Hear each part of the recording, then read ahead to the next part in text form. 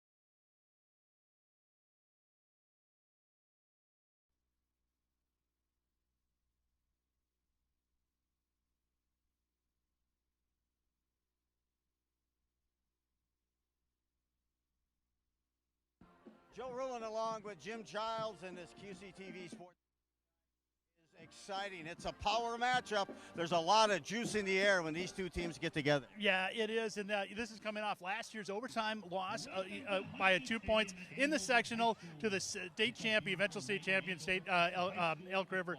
Very, very good rivalry between these two. Outstanding offenses and tired defenses at the end. Well, 19 starters gone last year from Elk River, but that doesn't change the intensity. And there's one team that has the power T offense, and of course the Huskies, they like to sling it, they like to set tempo. The offenses, the teams couldn't be any more different, but boy, they have a great matchup each time. Yeah, they do, and like you said, Lightning is the Huskies, Thunder is Elk River, and this is a big game for section seeding. You know, we're in the fourth game of the season, and it is extremely important to see who can get home field advantage. That'll mean a lot coming up in October. High school football, the Andover Huskies and the Elk River Elks, must-see TV coming your way shortly on QCTV. Back to the fence, and that's gone. There it is. Ace to win the set. It's caught. 20-10 touchdown. This is going to be in the gap. Score! Yes! Score! Go to the deflection. The Andover Huskies win their first state championship. Well, what a venue tonight here from the Andover Athletic Field. Andover High School, Joe Rulin, Jim Childs, and it's the Class 5A state champions, the Elk River Elks, undefeated last year. And Jim, this game And this matchup is becoming a traditional nail biter, and it comes down to 2 games, it seems like, each year.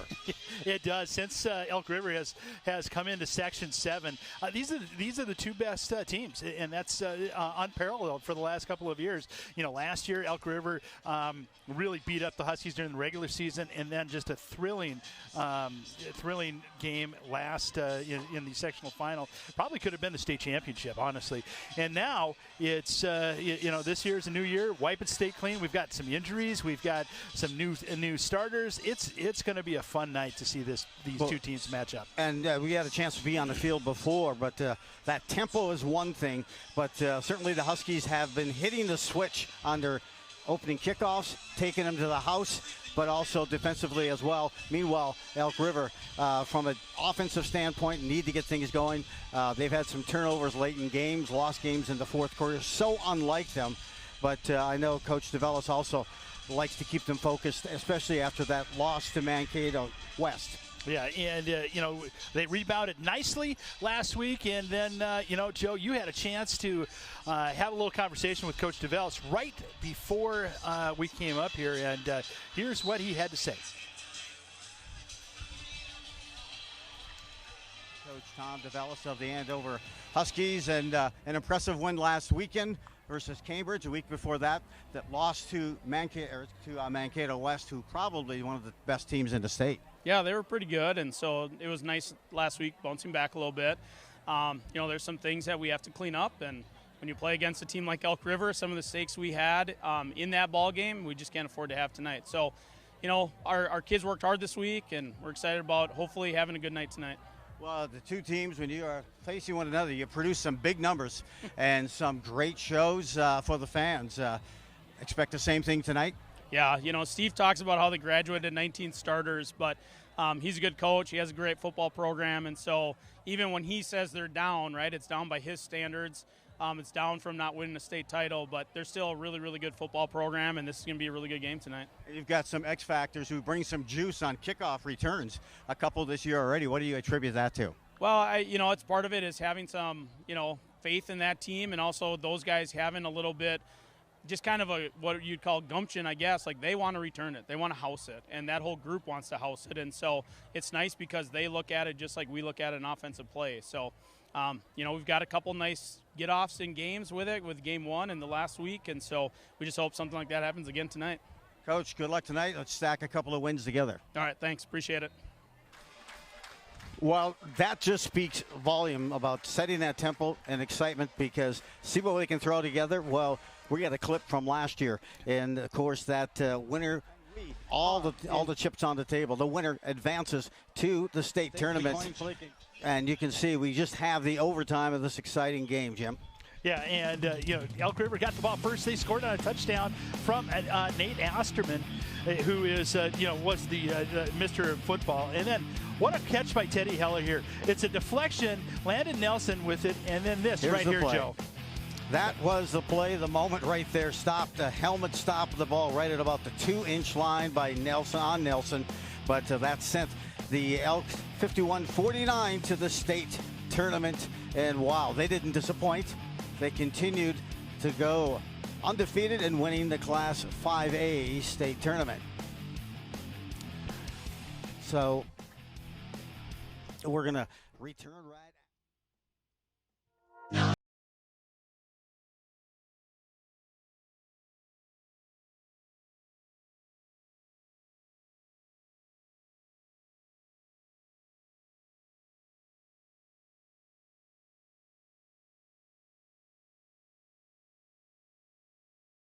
And welcome to Husky Stadium.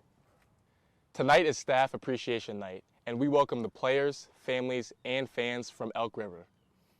As a high school within the Anoka-Hennepin School District, tonight's athletic event is following the rules and regulations of the Minnesota State High School League. As team captains, we support and lead the expectations of good sportsmanship. We ask everyone to show respect and sportsmanship to both teams and our officials throughout the game. Please refrain from any negative or unsportsmanlike behaviors. Let's make tonight's game a great experience for all players and students from both schools. Thank you for your support and enjoy the game.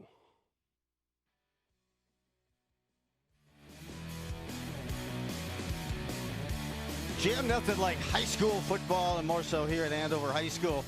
And I'll tell you what, these two teams, the intensity of the fans in the stands and on the field. But here is a breakdown of just why this is such an intense matchup. Yeah, and it has been, like we mentioned, for a number of years.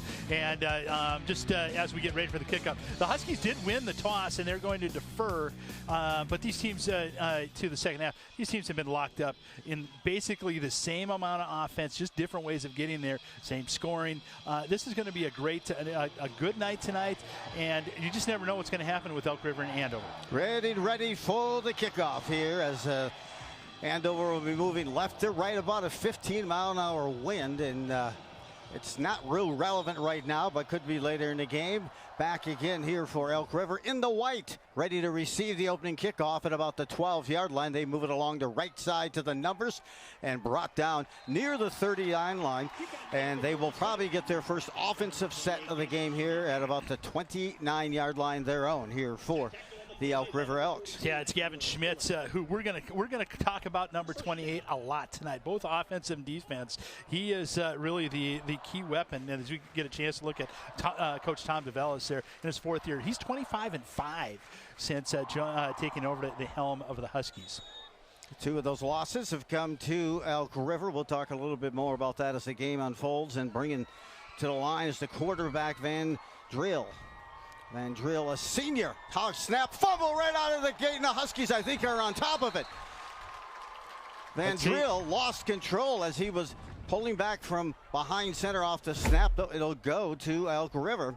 And right out of the gate, one of the things that we are going to talk about, the difference maker so far from last year to this year, has been the turnovers by Elk River, and those have become in the fourth quarter, but one comes early. Yeah, an opportunity for the Huskies to get it. They end up losing a yard, which is always good to get them in long. And that was Bailey Taylor, who was in there, almost got that recovery, but Owen Vandrell with the recovery. Certainly one guy to keep an eye on is not the eye on the sideline is Bunker. One of the top players and one of their top runners as well. He's been down with an injury. I'll look to the left here. First look, and Schmitz here continues to chug his legs.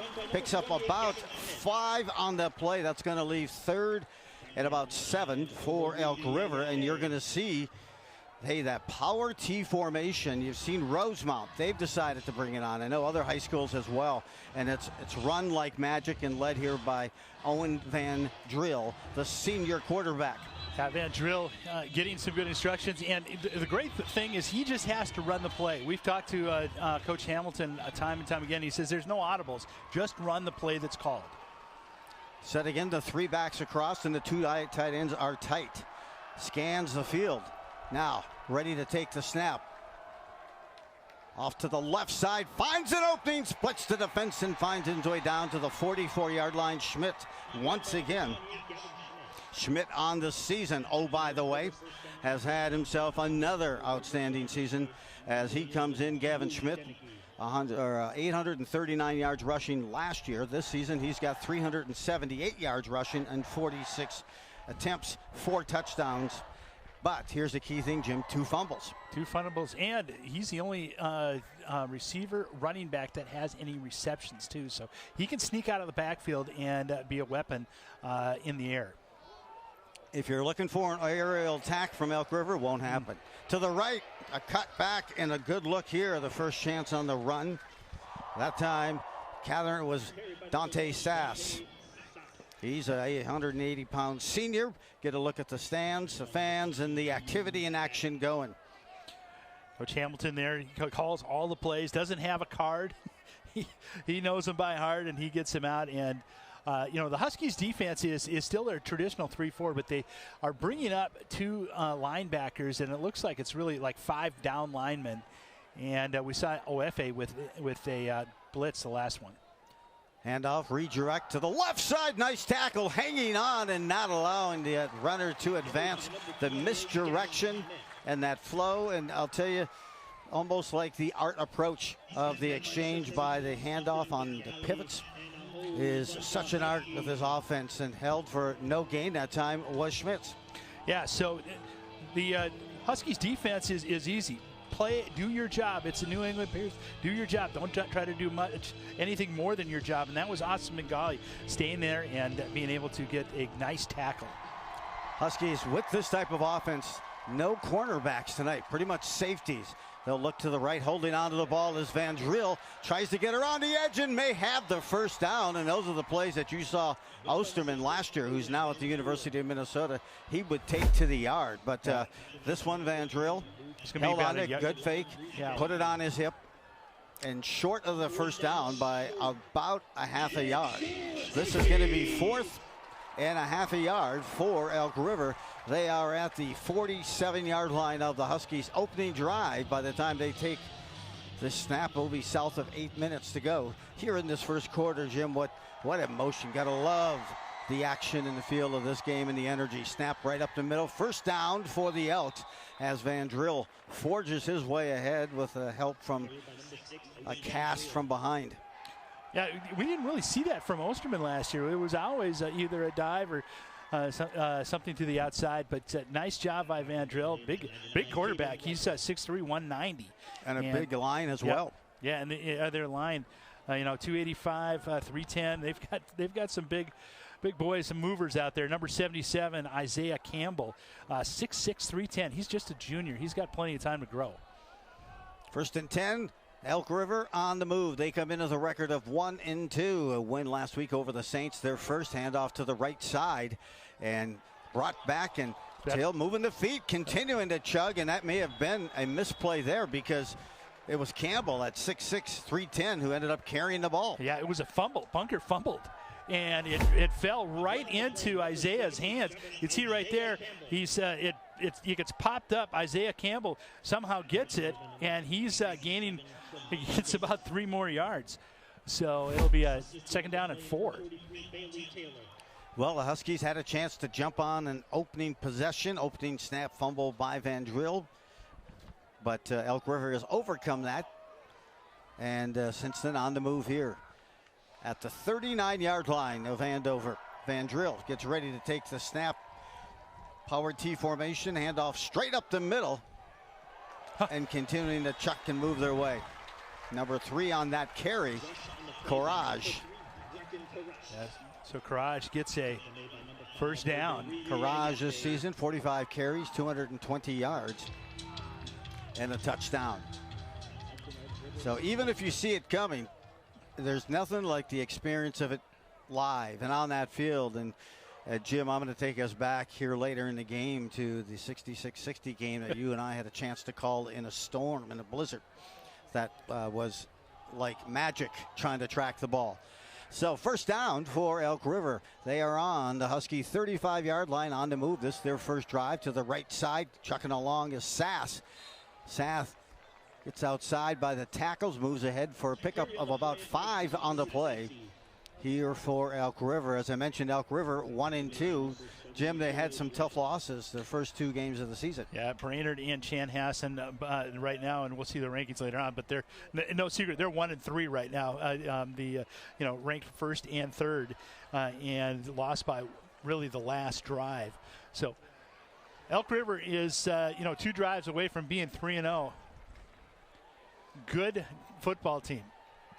Some injuries, but again, those turnovers will come. Keeping it on the left side. Van Driel's going to take this to the house. Touchdown for Elk River on the scamper around the end for 30 yards. And Elk River jumps out 6-0 with 5:03 to go here in the first. Van Driel, what a great job of just staying with the fake.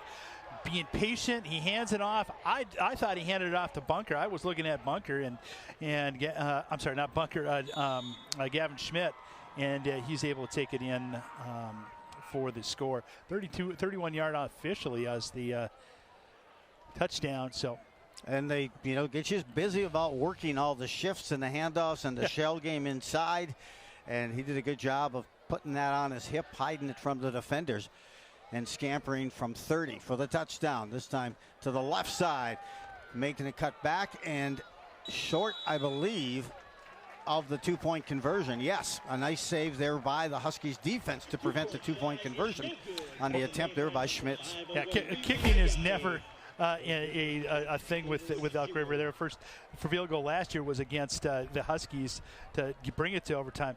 We see right there Vandrell just completely mystified where the ball was, where the Huskies defense, and good job by Owen Vandrell to keep it going. That could be an Osterman duplication of on that field if they knew the numbers. But I'll tell you, they run it to perfection. And the amazing part is Vandrell last year started on the team, was on the team, and then never ended up at the end of the season with the squad.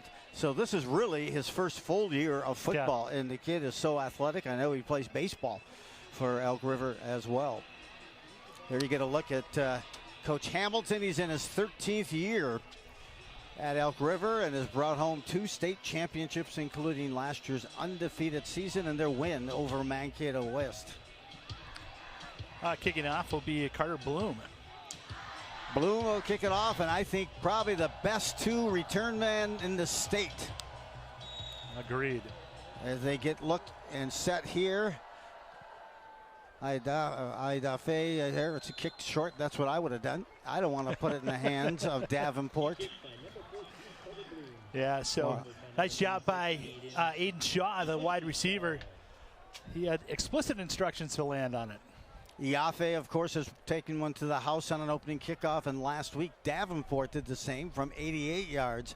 So very good on the return. So Huskies get their first look. They do not like to go with the power T formation. They're going to go with the offset formation here as they move a receiver left to right, hand off the middle. Here comes Davenport. Look out, he's dangerous. Cut back to the left to the 40. Another cut back to the 30. Stop, jerk, continue. Exploding his way down the sideline to the 7-yard line. And the Huskies, one play, ignite this crowd and get the offense going. Thanks to Davenport. That's impressive run. That's a 55-yard run by Davenport right off the middle. No linebacker support. They've got it kind of clogged up, and these linebackers for Elk River are solid. And Davenport just does it. He's holding so on good to this inside, trying to tag it in for that touchdown, but held up at about the 1-yard line. Is the quarterback Hudson Maynard. Maynard has taken over for Pemberton, who was injured in the Mankato West game. And it looks like we have our first laundry of the night. Yeah, they're saying there was a fumble, too. We'll have to see what that. I didn't even get the chance. I'm glad you jumped in, Joe. Huskies move so quick, you can't. There's times you just can't run a replay. We talked about it in pregame. They're all about tempo. They want to get a lot of snaps, and they want that defense to work and get tired. Holding on the offense, number 76. First down. Huskies so far this year, 13 penalties, 108 yards is what it's cost them. And Huskies will move it back after that run by Davenport. An explosive way to start the game. He finds a way to do that just about every time. Here the Huskies motion left as Davenport snack goes back to Maynard there. He has nothing. You'll see the formations shift as so often you will. It's an offset spread offense here for the Huskies. They were trying to get the defense to flow over to Davenport, who was on a kind of a bubble screen. Offset now in motion, strong to the left. Now make it a 3-1 location on the wideouts. Pass inside to Deneke. Loses one and coming in and scrambles to the touchdown. Takes it to the house. Dr. Deneke on a house call. Yeah, we've got a flag down. I think it's going to be a hold or a lineman downfield. I think the hold's going to be on 59 Stone. They'll dial it up. I'll tell Deneke, you can use him in just about any spot you want. That's how good of an athlete. Holding on the offense, number 1. 10 yards from the previous spot. Bengali, yeah. Second down. Always a tough play sometimes when you're throwing the screens out to the wideouts, and you have to hold off on some of that content. And when you have that contact going, you also have defenders trying to scramble in, and Bengali trying to save Deneke from that. So 2 back-to-back penalties are here on this drive. 4 minutes to go. Huskies have it. Second down from the 15, goal to go. Dropping back. Maynard looks to the end zone, way over the top. So the Huskies actually gained 10 yards on that penalty. But not a touchdown, but they gained 10 yards. They were looking for Deneke on that. Yep, and point of infraction, right, for that hold. Yep. And Bagali probably at about that 5-yard line where that occurred. So third down now for Andover. 3rd and 15. And a goal to go. Just under 4 to play. Jumped offside. That would be a penalty on Elk River. Yeah, good job by Bengali to emphasize his cadence. I'm sorry, Maynard to emphasize. Maynard, correct. Hudson Maynard this year running the ball. 29 for 79 yards and a fumble. And as Hudson Maynard continues to get more confidence or more playing time, you can see him kind of move from that cautious to confident. Snap back. Looks across the middle. Deneke makes the douse call. Touchdown for the Huskies. And we're knotted up at 6-6 on the dime, tossed by Maynard. Yeah, nice rifle by Maynard. And Deneke elevates. He's a 6'5" wide receiver, and he plays basketball. He's got good hops. Very good play by the Huskies to tie it up. Let's see if they can take the lead with the extra point. Good look here and try to get that extra point in the lead. Deneke will be holding. And Carter Eklund snap. The spot is good. The kick is up. It is good as well. He is 17 for 17 on extra points, and Andover has taken a 7-6 lead. And here's a look at this dime. He threw it almost to the back shoulder to avoid contact coming in there with the safety. Good throw, just a little late on the hit for Elk River. So the track meet has officially started. Yes. As you know, the punters usually get a little stiff from non-movement in this game. It is good, and I'll tell you, the numbers move like the Dow Jones. When these two teams play, a constant motion, 7-6.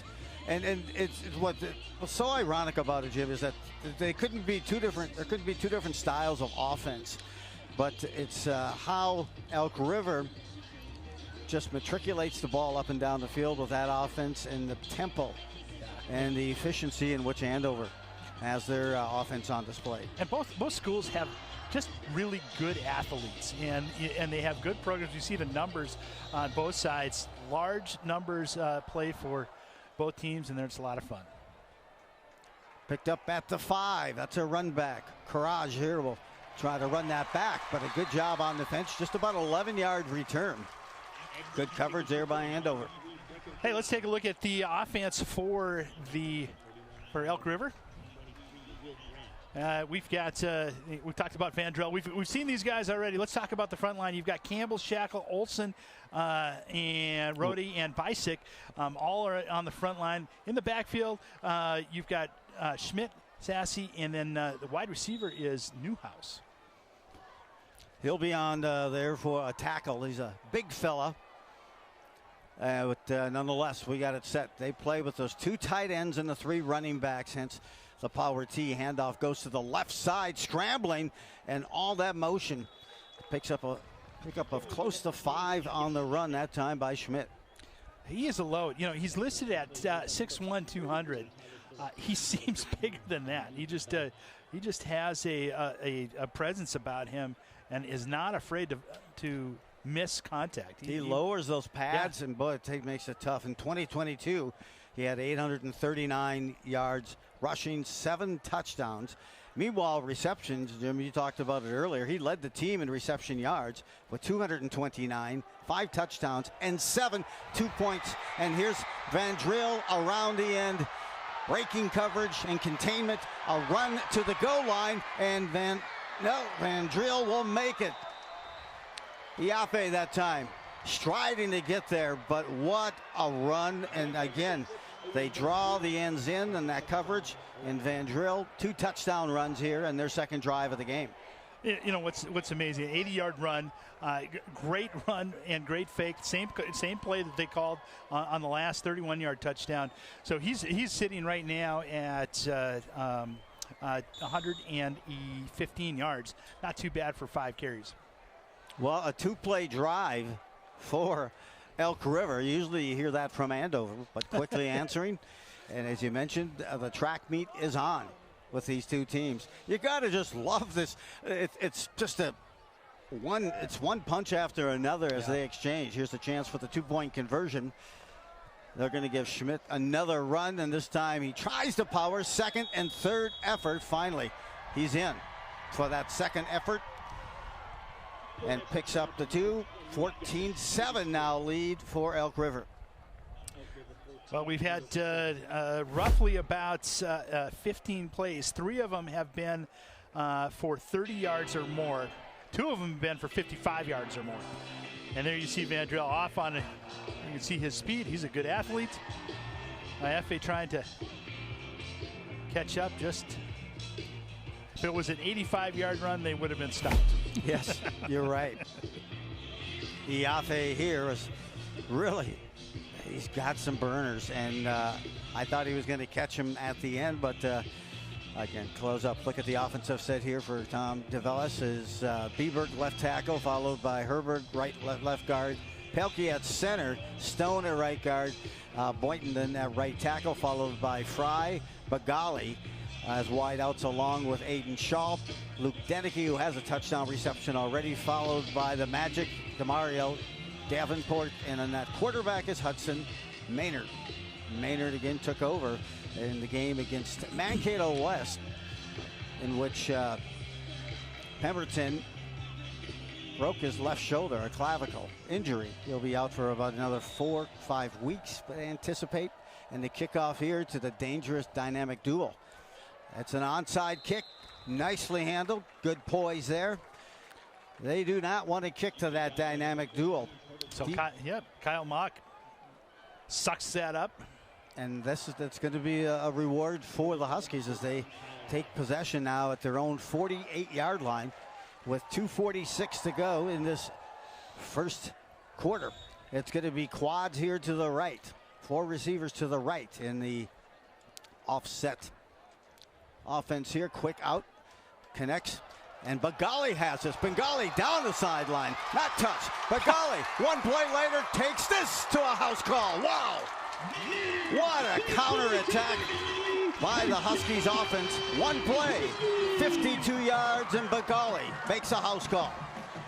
Joe, at this rate right now, we're probably going to need oxygen up in the booth. What a play. Great play.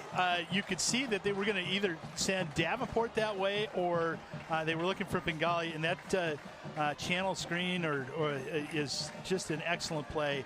And Bengali with great speed. Another touchdown, his 4th of the year. Point after attempt taken by Carter Eklund. Snap back, Deneke the hold. The kick is up, and that is good. 14-14, and we still have 2:36 remaining here in the first. Good job there by Maynard. Just get the ball out of his hands and make it accurate, and then let the blocking execute and the athleticism of Bagali. I mean, we've seen him on the basketball court, phenomenal athlete, and he's really, as Cam, really elevated and blown things off the top already. That's his 4th touchdown this season. And coming in tonight, 18 catches for 281. Yeah, so great, outstanding blocking by Johnny Fry and Luke Deneke out there, along with, I believe we saw Aiden Shaw. All of them locked up with a defensive back or a linebacker. So, Joe, we've had 4 offensive plays and we've had 3 touchdowns. Not too bad. It feels like the scores had looked like in the past, I was going to say like the old WAC football schedule. Yeah. And it's starting to feel that way here. The kickoff is taken at the 10 by the Elks, and they'll move it to close to the 25-yard line. This will be the Elks' 3rd possession. And so where do you think the eyes are right now for the Andover defense? Well, I know that they'll make some adjustments that, they want to funnel everything into the middle. And the last 2 times, and we have seen it, and we've heard from the coaches that getting it on the outside can be an issue. And you get a look, too, because they're playing with safeties, no corners here. Tonight they bring in the extra backs as kind of a security piece here, the linebacks. They'll fake the handoff, take the handoff, and then fake the bootleg And a pickup on that pile that goes for about a gain of 5. So Sass gets 5. He's as consistent as you can get. He has three carries, each all 5 yards. Set here to bring the Elk back to the line. A squad last year that averaged over 400 yards a game rushing en route to the state championship. That's right, over 400 yards rushing. Danicki tried to time that one up, and that'll cost the Huskies a first down. Encroachment on Third the defense, penalty number for 11. the Huskies. 5-yard penalty. 2 holding calls and that First down. offside. Got it for 20 yards, at least on the 3 penalties on Andover. Coming into this game, it was Elk River averaging 375 yards on the ground, and in the air, just 27. Hey, they've only completed 2 passes all season. Starting from way back in that safety yard, trying to plug a gap, missing it and carrying the pile along. A pickup there by Sass of about 11 yards and a first down. Danicki on the touch on the tackle. he ran through the between the guard and the tackle, and then ran around and was able to tackle Sass. Another 10-yard gain, another first down. Yeah, 1 back left, and it would have been like a 0 blitz coming in on the run. So you see set defensively, handoff again, and they have to be secure and make sure that Van Drill is not going to keep that ball around the end. Yeah, you can see the weak side backer or cornerback is kind of keeping eyes on. Another tackle by Danicki. You know, last year in the playoff game, Bubba Weichel had 22 tackles. 2nd and 6 for Elk River, right at the 50 at midfield. This one's going to go to the yard. It is a touchdown by Courage as he breaks out of the pack. That's a 50-yard touchdown run. 40 seconds left here in this first quarter. And breaking from that pack, Courage, as he goes. He's averaging 73 a game rushing. He just picked up 50 on that one run. Yeah, so he's at 55. He only has 18 more yards to go to hit his average. 3rd possession that was for Elk River, and they've been perfect so far, 3 for 3. It's ironic how the first game just started. The game started on a mishandle and a fumble that Andover almost pounced on, but Elk River got it back. That left 2nd and 12, but since then, it's been a track meet. They're going to try the extra point, and this will be Bloom for Elk River. The snap, the spot, the kick is up, and it looks good. Well, the killer on some of this is it's a 21-14 lead for Elk River. But I was going to say the ironic part also was Bloom's first field goal of the year last year sent that section final game into overtime. Mm-hmm. Yes. That was the only one he attempted, and he made, and there's Courage scrambling in, and it's when you're up top watching, it's confusion. But when you're down there on the ground and you're trying to figure out who's got it and how they execute, they keep their head down. If they're not getting the ball, they're laying some lumber on you. Yeah. So you're watching that, and then of course the last peel-out function would be Van Driel on the quarterback keepers. Yeah, if you looked at, I mean, like we mentioned at the beginning, if you look at Elk River's record of 1-2, they lost 19 seniors last year.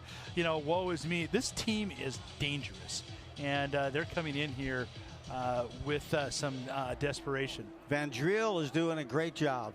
The quarterback who actually started this year for them was Leo Harris. And they're excited about it because last year they said the second fastest guy on the team was this freshman, Leo Harris.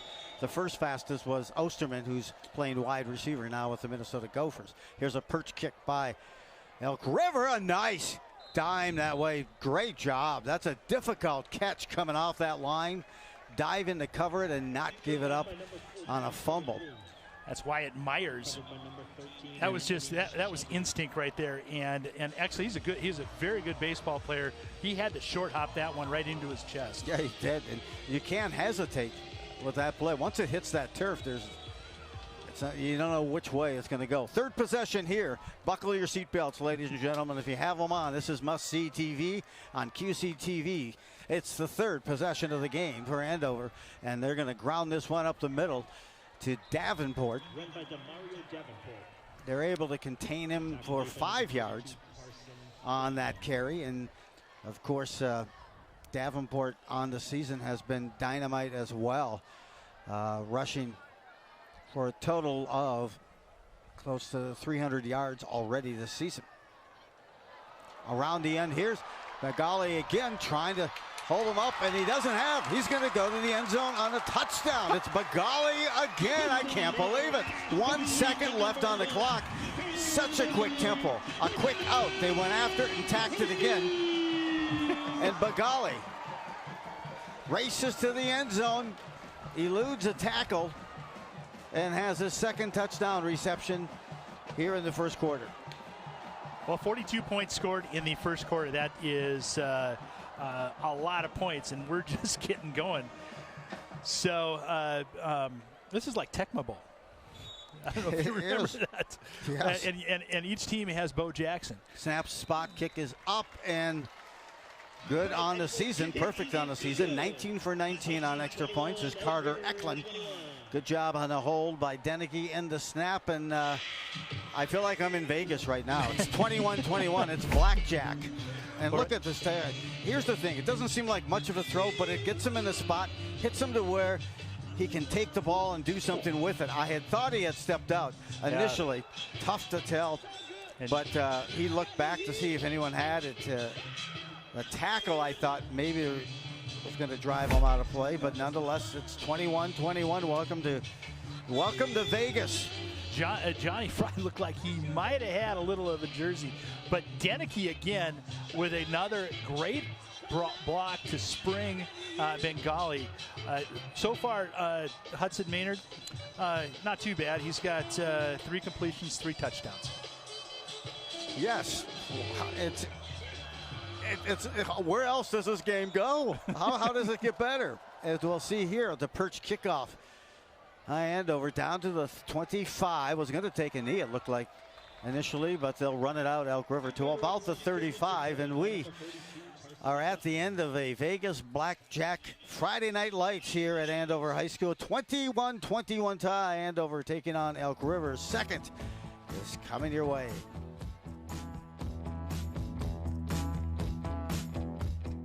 U.S. Center for Safe Sport, we see champions everywhere we look. In every sport, on every court, we're building a foundation to ensure all athletes are safe, supported, and strengthened. At the U.S. Center for Safe Sport, ending abuse is not just our job. It's our promise.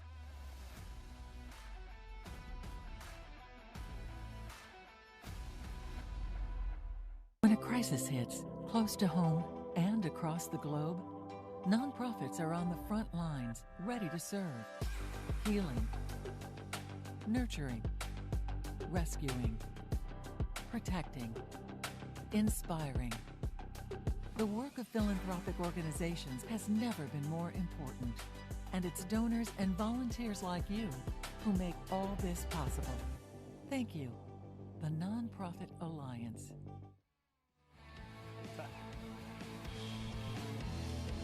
The speed of this game in this first quarter matches and NASA launch. You need to be locked in and secured, and here's a look at the North Star West standings. Yeah, and you know, the new member, Sauk Rapids Rice, is 3-0. They're up to, I believe they're playing Brainerd tonight. And then, of course, the Andover 2-1. St. Francis 0-3. A little bit of a surprise there. Cambridge Isani and Elk River at 1-2. You mentioned the last win. First win of the season came for Elk River against St. Francis last week. And for the Huskies, they doubled up on Cambridge, 42-21. Impressive win. Back comes Elk River, almost jumping off the defense there that time for the Huskies. They get back, reset. Van Driel on the handoff to the near side. Beautiful picture, perfect tackle. That's Deneke again. Deneke is just having a game. Sass that time tried to get to the edge. Well, they picked up about 3 on the play. So second down for Elk River. And I'll tell you, they haven't needed a third down much in that first quarter. Neither team has. It just seems like, hey, it's optional if you want.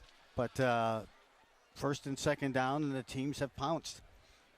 21-21 as we are just underway here in the second quarter. Handoff here to the left side, pounding, grounding. Sass again puts his head down.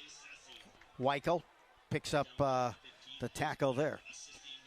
So Sass again with a powerful run. And we'll see some of the Huskies kind of get changed out, and keeping fresh legs in there is extremely important. This will be the 20th play of the game for Elk River. And we're just inside of a minute into the second quarter. I stand corrected. That was Luke Beck on that last tackle. I like the technique and able to bring him down. 3rd and 3 for Elk River, running from the field, coming all the way back, trying to double up on any tacklers, but an excellent job of gang tackling on Schmidt. That leaves a 4th and 3rd for Elk River. Elk River this year on 4th down efficiency, they are 5 of 8 for 62% on 4th down attempts. Yeah, this is really an important play that the Huskies can kind of change the momentum of this game and put it in their favor. Hey, score real quick, Joe. We've Maple Grove 21, Anoka 0. Ouch. Anoka has climbed there all the way up to 5th in the AP polls. Here comes the snap, 4th down, trying to convert, holding on to it. Van Driel keeps it, he's stuck, and I think he's short. I think he's short as Van Driel tucked it away. And it's going to be right there. Van Driel not getting up. What a pop. I thought Andover got those shoulder pads lower on Van Driel and sent him back, but no, they're going to mark it as a 1st down. Luke Donnelly just levels him, just puts it in. And let's see, who else was there? It looks like Phillips was there too. Tyler Phillips with a good stick. Yep, Phillips and Donnelly, fantastic effort, but just nudging by the length of a football for the 1st down. Elk River on the move. This their 4th possession of this game. They go right up the middle on a handoff. You'll see one particular player who's been shaken up a couple of times on that offensive line has been Jackson Shakel, 6 foot, 195-pound junior, who's a guard. Slow to get up on a couple of plays. We'll keep an eye on him and pick up a 3 on the play for the Elks. Who had that carry, Joe? I didn't see that. On that carry was Schmidt. Schmidt? Okay, sorry. Breaking up here, as you can see, the Huskies all kind of coming in cautiously as safeties and far back, and some of the corners who are playing up as well. As keepers to the right side and getting another call. Number 32 that time. Kleppman, a freshman. This kid has a future. Leads the team in tackles defensively, but he's a horse on offense as well. Kleppman, his first carry. Yeah, Kleppman comes in. He's 6'4", or he's averaging 6.4 yards per carry. Not too bad for a freshman.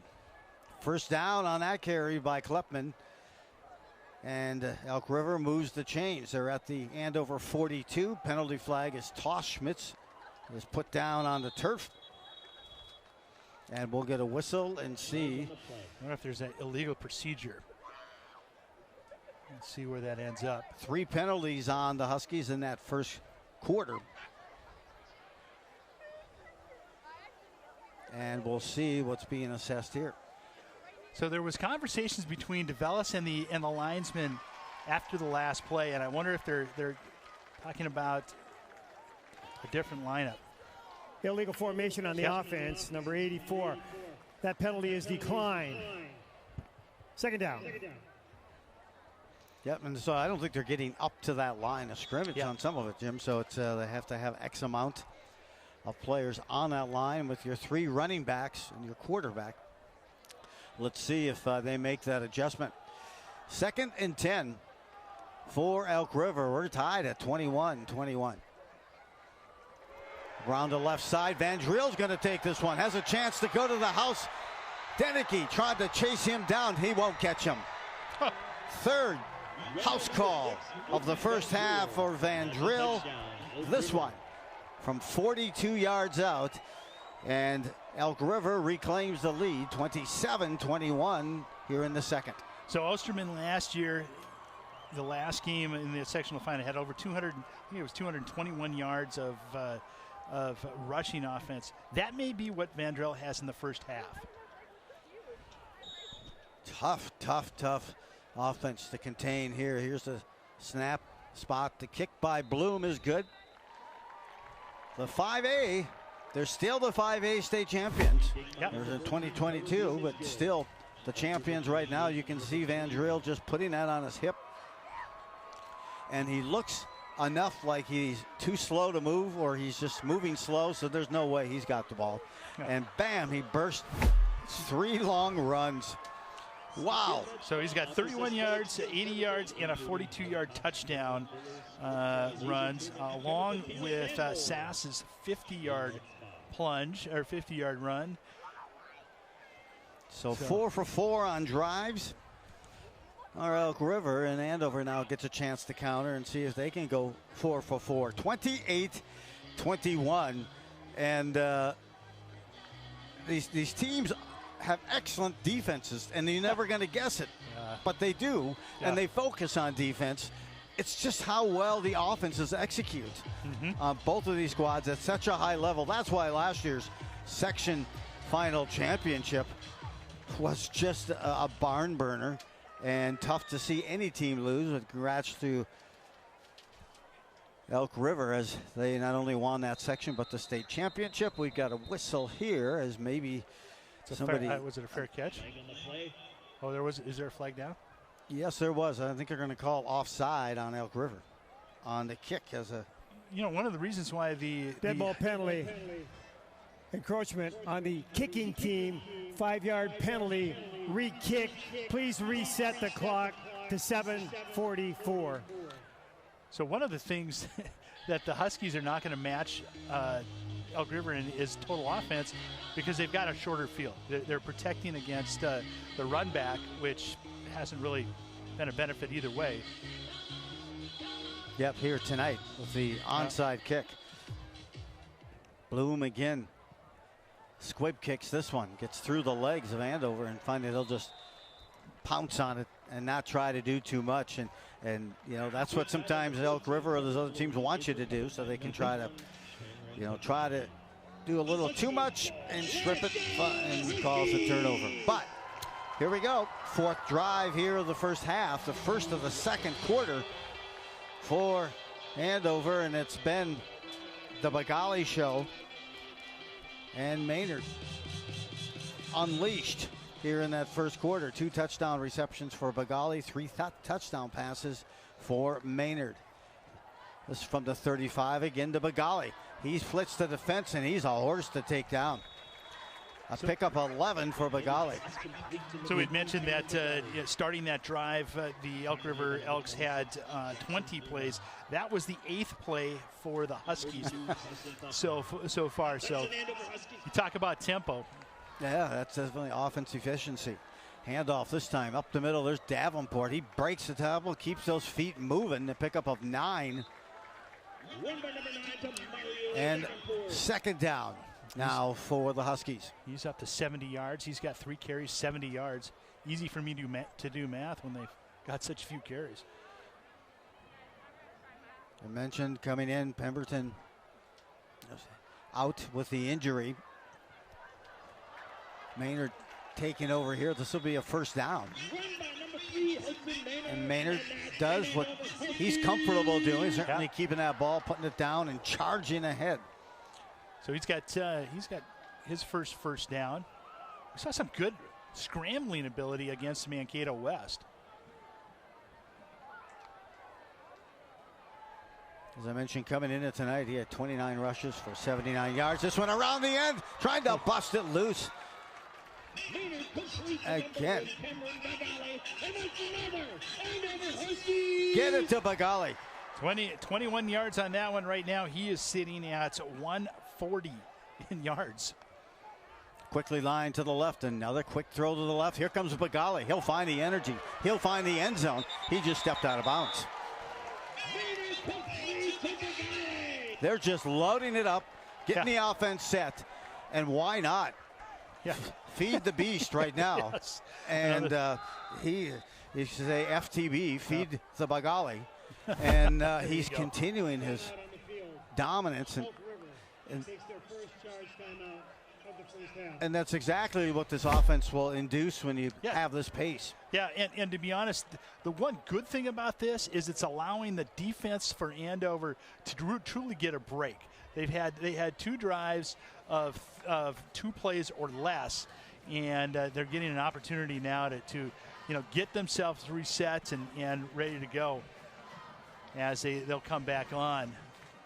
And you see, here's the thing with the Andover offense as well, is it's the offset spread offense, but what Coach DeVellis has brought is so many options and so many tags as they not only do a screen, but when you have that screen set up, you have the ability to kind of tag other receivers. If it's a tight end on a seam, and maybe it's a backside to the R, to L, or to the H, but they really base it a lot on the reads coming from the quarterback and all indicators. So we've got a first down goal to go for Andover on the 4-yard line of Elk River, trying to tie this up at 28. Handoff, keeping a good hard run. Brought down. Hudson Maynard on the run. Brought down by number 7. That was Hudson. Got Maynard with a gain of about 2. He's down to the 3 right now. They'll get lined up quickly. Throwing the ball on the season coming into tonight, it's Maynard's 29 for 43, 367 yards, and Wildcat it is. Deneke takes this one to the house again. Deneke has 2. Bagali has 2. This, the first running touchdown of this first half for Andover, and they're a point after away from tying us up at 28-28. The scoring leader all time for the Huskies, 192 points by Andy Grubner, and he got a majority of them. That was back in the 2017 season. That was he got a majority of that, doing the that Wildcat like Deneke. We're waiting for here. Coach Hamilton having a discussion with the officials. Wonder if they're going back into Deneke. Personal foul, number 50 on the offense. 15-yard penalty. They're going to enforce it on the try. Oh, very interesting. Now you've got basically a 35-yard field goal.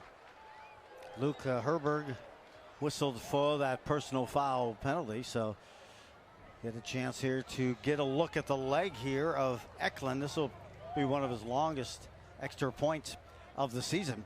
They'll put the spot down at the 25, so a 35-yard extra point.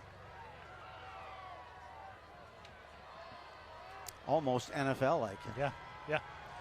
Well, I think it's a little bit longer. I think it's 33 in the NFL. They'll take the snap here.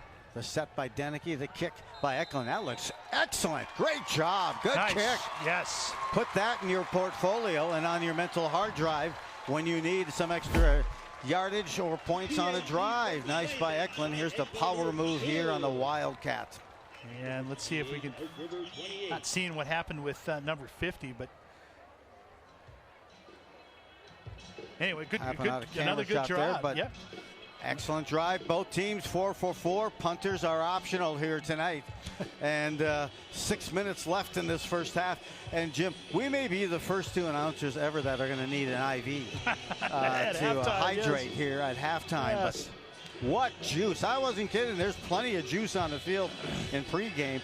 And it has been elevated and amplified this game tonight. Glad you could join us on this QCTV Sports presentation. Friday Night Lights, Joe Rulin, along with Jim Childs. Well, let's see as Carter Eklund will tee it up again. This is one of those where a turnover will probably might be the difference in the game. 2 fumbles have been on the ground for Elk River that have been recovered by Elk River. Eklund approaches this, picked up at the 5. The return now for the Elks. What a collision! A loose ball, a fumble jumped on by Elk River. That was blown up. Whoa! I saw the collision.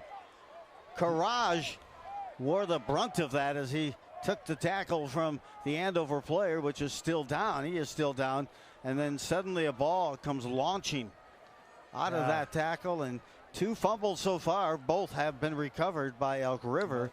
And they'll get their 5th possession of the game from their own 18-yard line. That was Luke Donnelly, who I believe is still down. Man, boy, he's had some good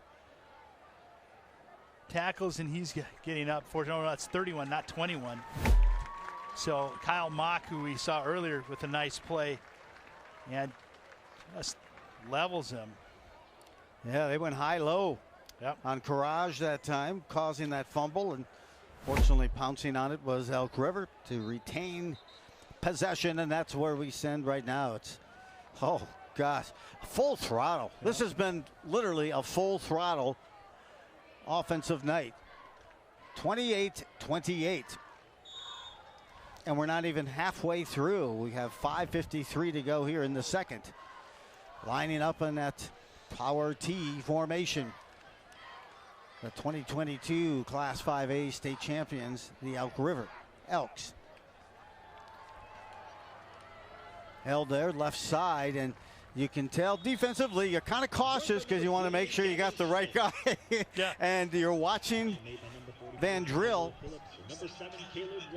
And I'll tell you, every time he doesn't have offense, helmet came off.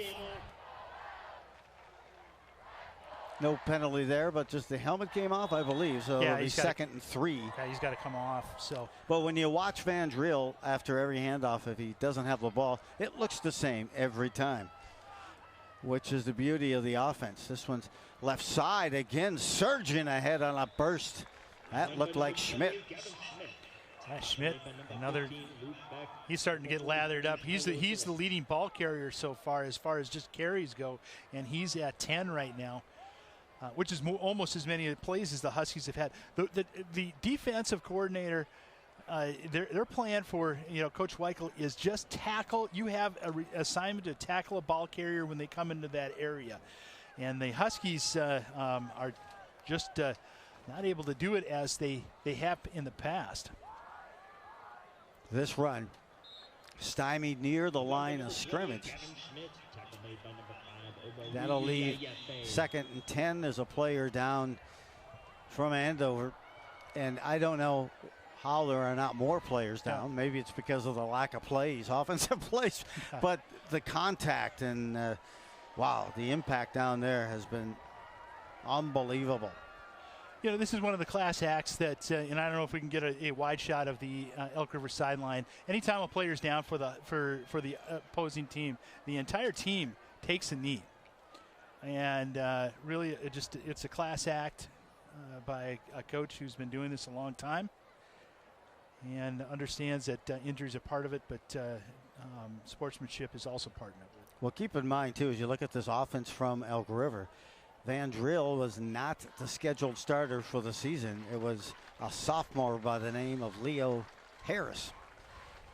He had 9 carries, 70 yards, 2 TDs, and injured in that first game of the season against Chanhassen. They unsure if he'll be back or not for the season, but talking to the coaching staff ahead of time, he said the kid is like 5'9", 5'10" last year, and they were waiting as a team in the gym, and he grabbed the ball and dunked it while the team was watching. It was actually in a his first varsity game, the first time he touched the ball, he took it down and slammed it in the varsity game. He's just a throw down there. Yeah, good athlete. 2nd down, they're going to keep it inside, up the middle, and this one is Courage, his 2nd touchdown scamper of the night. And Elk River has found an inch and taken 50 yards from that inch that they were able to see, and back and forth they go. 34-28 Elk River. It's a 65-yard run that Courage has got now 3 carries, and 120 yards. Set up here now for the extra point by Bloom. Chance to extend that lead to 7. No one jumped on that offensive line. They may be moving it back, not to. Dead ball penalty, encroachment on the defense. Are they going to go for the 2? Yeah, they are. Penalty is half the distance to the goal line. Repeat the try. So moving it to the 1 certainly invites the opportunity to quarterback sneak it, bootleg it. Heck, you just ran 50-plus yards. Find a gap and use that power T offense to get the yard and the 2-point conversion. Reclaiming the lead for the 5th time here tonight is Elk River, up 34-28. This a 2-point conversion. And that's good. On the far side, I couldn't see who got the carry. That was Schmidt. Schmidt again, yep. And Jim, we have the luxury of being up top and trying to watch it unfold. And there you can see Courage just taking it to the house. I think he's surprised that nobody's even around him. That's impressive. It's an impressive offense, and once it gets rolling, it's difficult to change. We got a look in here. Good Rapids. What a conservative game that is. Yeah, I can't believe it's halftime and they've only scored 27 points. 21-6 Coon Rapids over Champlain Park. I got a guy who was at a high school game once, Jim, that they put up 79 points, 80 points in the first half. That's what we're going to be telling the kids, right? There you go. That was courtesy at CTN. Yeah, that's right. Hey, and we got to still talk about here is coming up the second half. A game for the ages. Last year was something, but the one back in 2017 that we covered in that snowstorm in Elk River. We'll talk more about that in the second half. Kickoff again, squib kick, just taking the turf. And they'll start this drive, the 5th of the night for Andover at their own 36-yard line. And where they start these drives at this point seems irrelevant. Yeah, it really does. Please put the clock at 4:09. Thank you. So one thing is the kickoff returns, which have been a large average for the Huskies, are going down if they're just sitting on the ball. I think that's the only negative stat that we can probably talk about other than some of the defensive stats. As they try to have some solutions, you can see the defensive crew, they're trying to find a way to make a stop. Quick out again. That time it was short on the attempt of Bagali. And that's a case of maybe an undisciplined throw of he had Bagali for some major yards, and you just got to do one thing at a time as a quarterback. Get that shoulder out there and get the hips through on that throw. That one is short. So 2nd and 10 for Andover on their own 35. Their 5th possession of this first half, and they trail right now by a score of 36-28. Dropping it back, looking deep. They have the receiver. There's Bagali. He's going to have to come back and high point that ball. Makes it, eludes a tackle, eludes a second. You have got to be kidding me.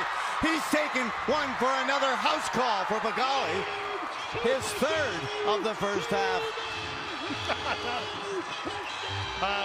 First of all, he had 3 defenders around him. He was able to battle through that, and then he was able to battle through tackles. Cameron Bagali is becoming a legend tonight. 50. Number 50 for Andover is off for one play as his helmet came off. Number 50. Well, and that's an extra point on all of us. I mean, that's a hat trick. He's got a hat trick in the first half. And, of course, the touchdown passes continue to accumulate as well for Maynard. Career highs. And now Andover, I think, is going to have to burn a timeout. They have 2 additional timeouts of the first half. But Joe, player lost the helmet. Go ahead. You see right here. Well, look at this replay. Patience and time by Maynard. Bengali's able to get it, gets through 2, and then the 3rd tackle broken, and it's off to the races. And he's got great acceleration. So, Joe, these stats we've still got basically 4 minutes. He is with 6 receptions right now, 216 yards and 3 touchdowns. That's and just so you know, the state record for touchdowns is held by Sam Masungu, who was most recently tied it last year, is 5. So he has a chance to get to tie or get to a state record. At this point, I don't know, he may be able to set a bunch of state records. I was keeping an eye. Cornell just had their first football game. That's where Sam Musunga was playing wide receiver. They picked up a win over Lehigh, and then tomorrow they play Yale. No catches, no reception attempts or targets to Sam Musunga in that first game. Well, good job on your Ivy League knowledge, Joe. That's pretty impressive. 2-point conversion attempt there. Denicky, no one can stop him. He's in the house. No, he's short. Make it. Yep. He was denied probably maybe at the 6-inch line. I hate to have a flashback of Nelson yes. On that goal line, but the Huskies stopped shy on the 2-point attempt and the run by Denicky out of that Wildcat formation, and they trail by 2 here with 3:52 to play here in this first half. Total of 70 points have been posted. I'll tell you, that's posted and that's trending. The Huskies 36-34 lead for Elk River. Now keep in mind, Elk River, a team averaging 375 yards a game rushing and averaging just 27 in the air. You see how they get it done. Well, we're trending to over 1,000 yards in total offense, as both teams are well over 250 so far in the first half. Last year's team for Elk River, their running game alone, 67 rushing touchdowns. Averaged 418 on the ground. This kick, nice job. Hook bounces back. Here's an opportunity to put him at the back of near the end zone, at least the shadows of the goal post. And that was a beautiful pooch kick, almost an approach shot that I wish I could get that check up like that. What a great job by Carter Eklund. You can see it lands right on the 2-yard line, and it just stays there. And that's like a punt that you want. And Schmidt gets it and is able to get back up to around the 10. I loved how that thing checked up. Well, those soccer players, I tell you what, they are magicians with that ball. It doesn't matter whether it's round or oval. Well, in the shadow of their own goalpost, it's Elk River who will get the ball first down from their own 10-yard line. Ball on the ground. Another fumble. That's been the problem for Coach Hamilton, and this squad is... That's now 4 fumbles. 3 on offense and 1 on special teams. So on that play, back to the line of scrimmage, it's 2nd and 10 for the Elks. We'll see if Andover starts to use timeouts after they get on this 3rd down. Van Drill leads the Elks to the line, takes the snap, moves it to the left. He'll keep it and try to get around the end, and does. They bracket him defensively, but he gets the first down. But just how slow, everything is so much of a duplication of what he runs every time. A very slow release on the run. Doesn't look like he has the ball, and then he just goes for the burst. Well, he's got those sprinter strides, those long strides, kind of like a track star. I'd say Ronaldo Nehemiah, but nobody will know who that is. Well, and he comes out, and all of a sudden the defense is yelling, "Squirrel!" and we're on it, and trying to catch him with that's fake. So first down from the 25-yard line of Elk River. That's going to be a good defensive play that time by Andover to shut him out. 2:26 to go here in this first half, folks. First half, 70 points scored already. Well, Kinjaw's average is going to drop now that he's got a -1. He's got now 4 carries for for 119 yards. Perhaps if Andover can shut them down here, they can use one of their 2 timeouts, as they'll take the snap south of 2 minutes. The snap now redirects. It goes to the left side, and oh my, loose as Schmidt once again, and just a great job of the pivot and the handoff. And Van Drill, again, really his first full year of football. He has done a tremendous job of picking up that art, and that's what you need to be an artist back there as a quarterback in this offense. That really solid numbers again. Van Drill takes the snap. This time he fakes the hold. They throw him down in the backfield and moving the pile into about an 8-yard gain for Elk River. They move it to midfield with 1:19 to play, and I think Elk River timeout. is going to take the timeout. That's their second charge timeout of the first half. Well, I tell you what, Tremaine Davis gave a little message to Van Drill. Please reset the game clock to 1:19. A phantom tackle back in the backfield. And Van Drill didn't like it. He got up, and I think there's some words exchanged. I don't think they were nice. But when you're carrying out those fakes and you don't know he has it or not, to me that's a live opportunity back there. So occupational hazard at that point. Well, certainly these two coaches have a lot of respect for one another. Coach DeVellis today, Steve Hamilton does an amazing job as a head coach. Ton of respect for him. Each time those two teams play, Jim, we've covered those games. You see the two coaches together. It's almost like they're brothers out there having a conversation, family reunion. But it's really a genuine conversation.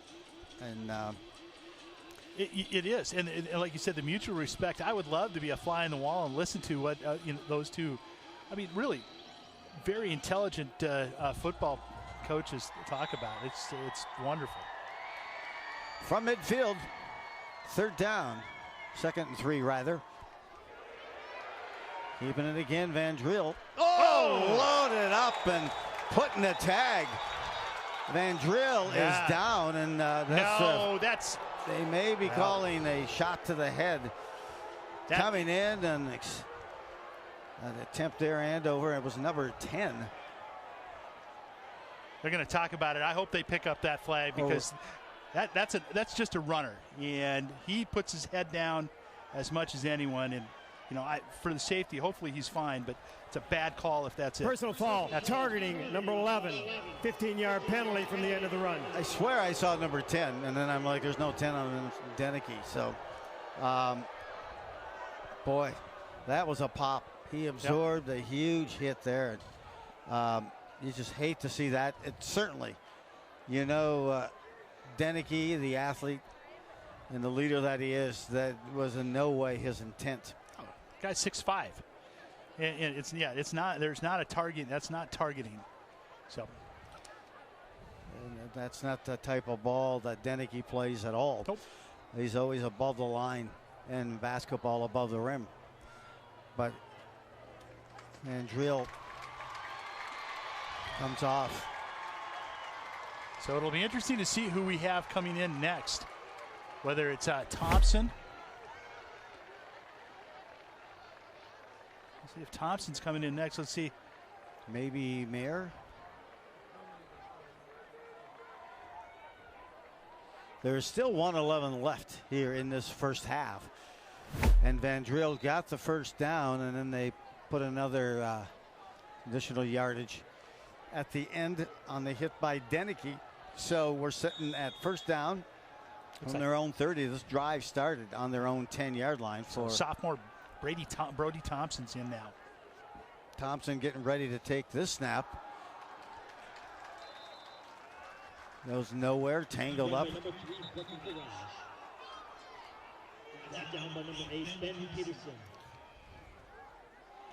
So Thompson's a sophomore. And number 4 comes running in.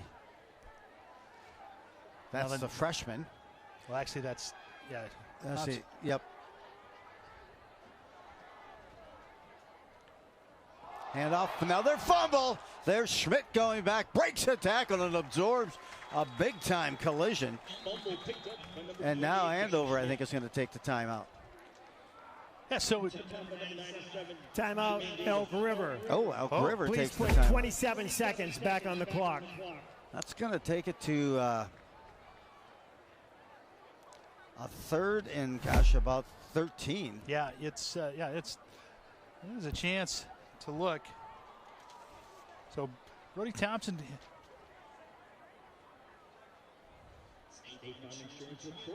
Yep, and I was wondering because I saw Nick Shade kind of come in because Thompson doesn't get a whole lot of reps. I was wondering if he was getting the play called in. That was Elk River's third and final timeout. Take a of look the and first see half.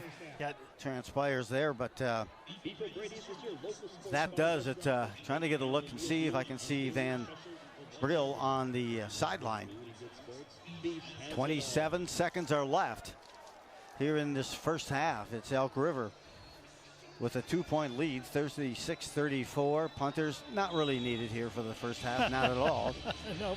And so we're set So for this. 27 seconds. If the Huskies can stop them, I guarantee you they'll use a timeout. I don't think Carter Bloom's range is at 50 yards. And the Huskies get the ball. The good thing is the Huskies get the ball to start the second half. Snap here, handoff up the middle. They continue to pound and get the first down. Boy, same song. That was Nick Shade who took that snap.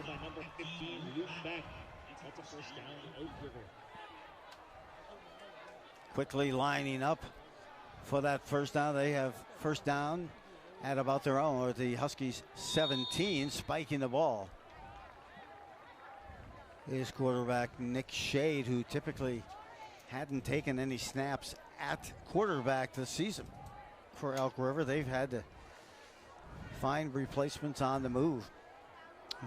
And tell you, they've got a tuck in the tight end, stripped nicely.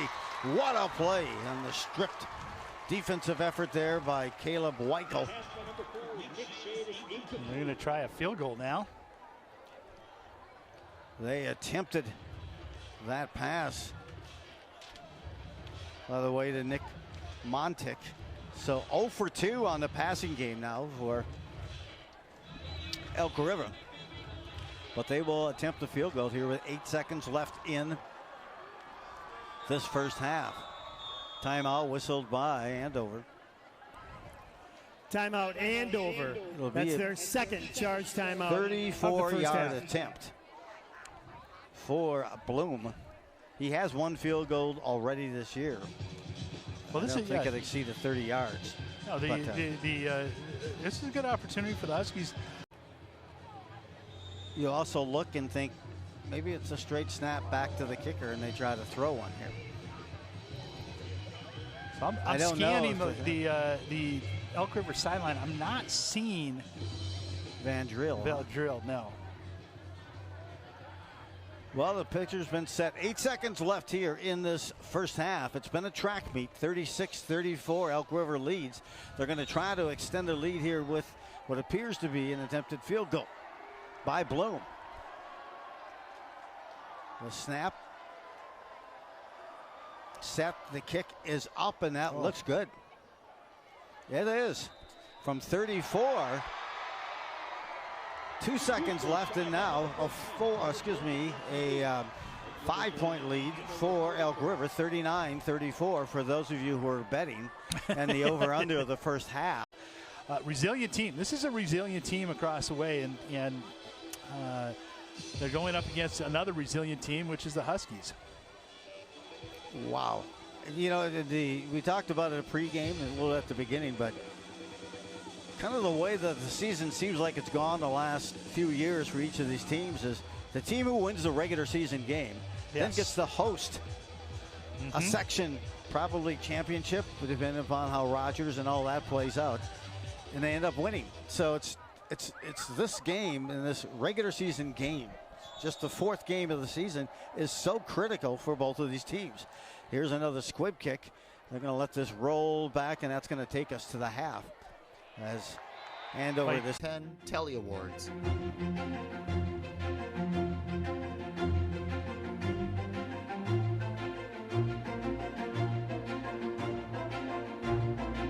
And 2 ACM Hometown Media Awards.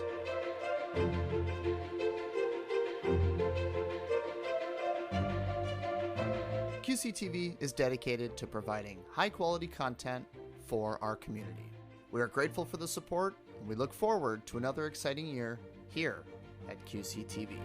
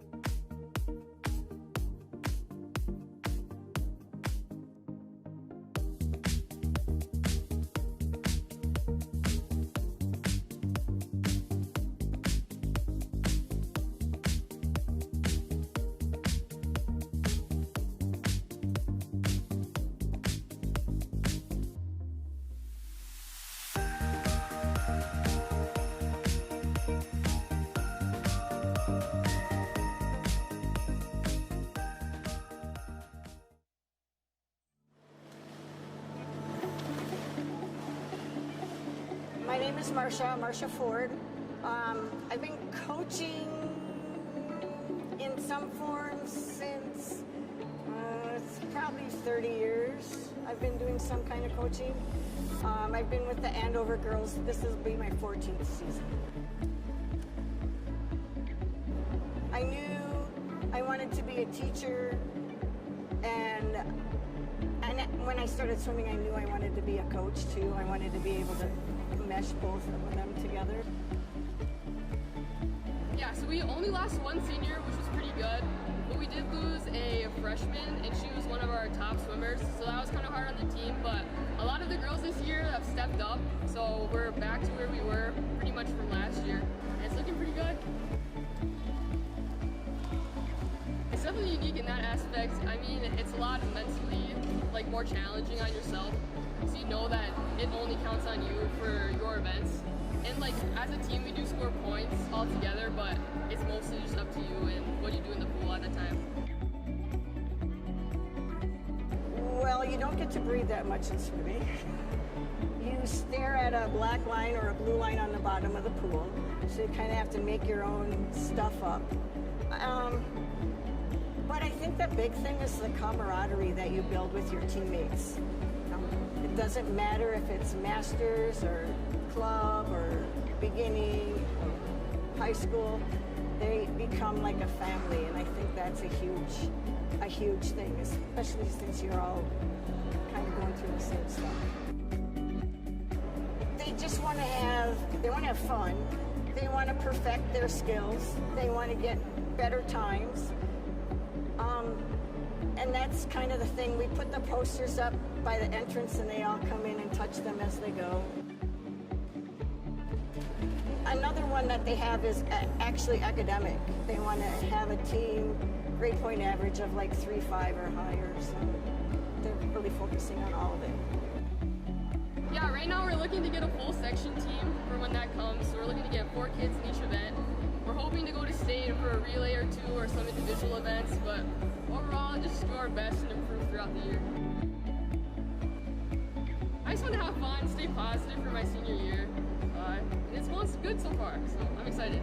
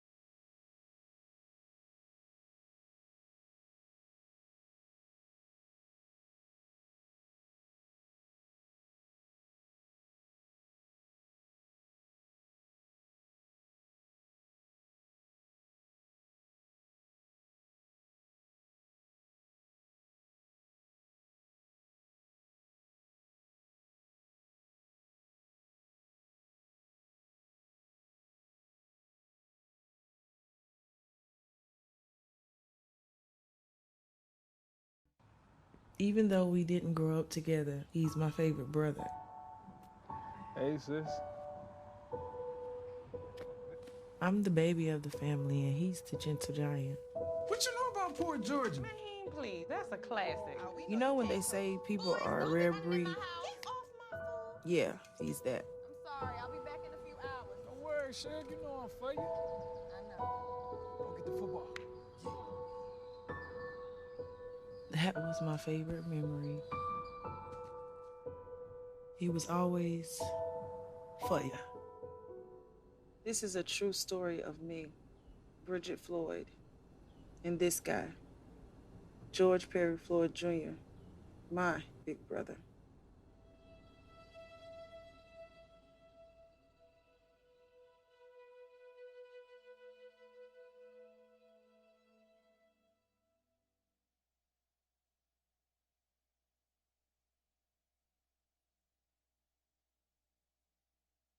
We are here today with Joe McKenzie with Cars for Neighbors. And Joe, can you tell us some more about the history of Cars for Neighbors for our viewers out there? Absolutely. Cars for Neighbors was founded 22 years ago in Anoka County by 4 Anoka County residents that were working in the community, in the churches, in the social services, as the business community. They recognized that getting from point A to B in a car that's how people were able to move forward in their lives. So they knew the importance of finding a nonprofit that could help repair vehicles for people that couldn't afford to repair their vehicles. Gotcha. And is a nonprofit like Cars for Neighbors, is that still essential today as much as it was in the year 2000? Absolutely. 93% of people in Minnesota use a personal vehicle to get from point A to B every day. That's 93%. That's quite a lot of people. When you realize you have to get to work or take your elders to appointments or your children, yes, Cars for Neighbors is as essential today as it was founded 22 years ago. Speaking of that help, what sort of impact does Cars for Neighbors have on the Anoka County family? I speak all over Anoka County, and I break it down this way. A car repair is our daily activity, but the outcome of that repair is economic opportunity, economic mobility, and economic empowerment. That person now can make decisions for themselves. And so we break it down to that simple approach. And when you start to think about it, that's what those repairs do. Of course, because I mean, yes, we have a wonderful, bus and train system here, but the buses run on a certain time, and emergencies don't happen on a time schedule. So really, having that car is essential, and it's wonderful the work that Cars for Neighbors does. And so those repairs that you're making, what are you seeing in regards to vehicle repair? I mean, the technology is always changing, something's always kind of breaking. What kind of goes into fixing those cars and getting people moving around town? Well, first and foremost, we take a safety approach. We want to make sure everybody is moving around in safe vehicles, from good brakes to good tires to good suspension with our car care partner in Ham Lake, Meineke. We focus on the safety aspects of it because we all share the roads. But 6 months out of the year, it seems that those roads that we have are winter, and we got to make sure that we can all move about safely. But that also just gives people the confidence to be able to keep a job, look for a job, enroll their children into activities, or be able to volunteer for their elders. That's why it's so important to approach it with safety and just a safe running vehicle. Of course. And if somebody's watching this program and they say, well, gosh, I could really use some help, or maybe somebody is looking for ways that they can help, where can they get some more information? Just simply go to carsforneighbors.org. Everything up there you need to know in regards to our services and some of our guidelines, but also share that with people you know in your communities, in your faith organizations, in your families.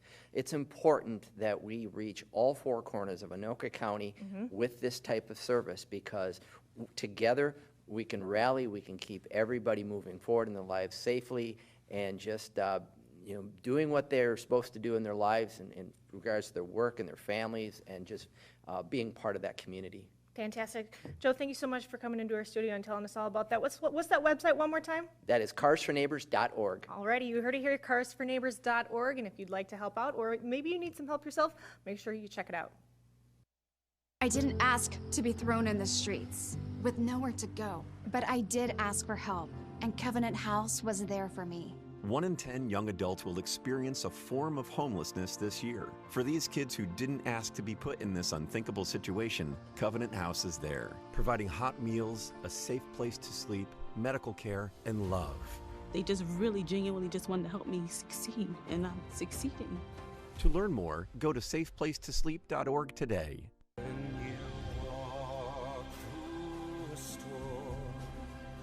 Hold your head up high and don't be afraid of the dark. Walk hard with hope in your heart, and you'll never walk alone.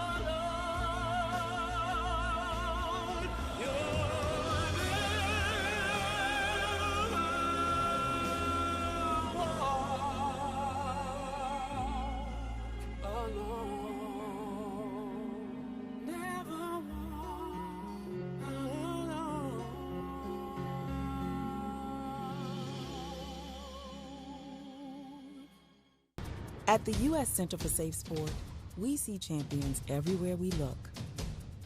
In every sport, on every court, we're building a foundation to ensure all athletes are safe, supported, and strengthened. At the U.S. Center for Safe Sport, ending abuse is not just our job. It's our promise.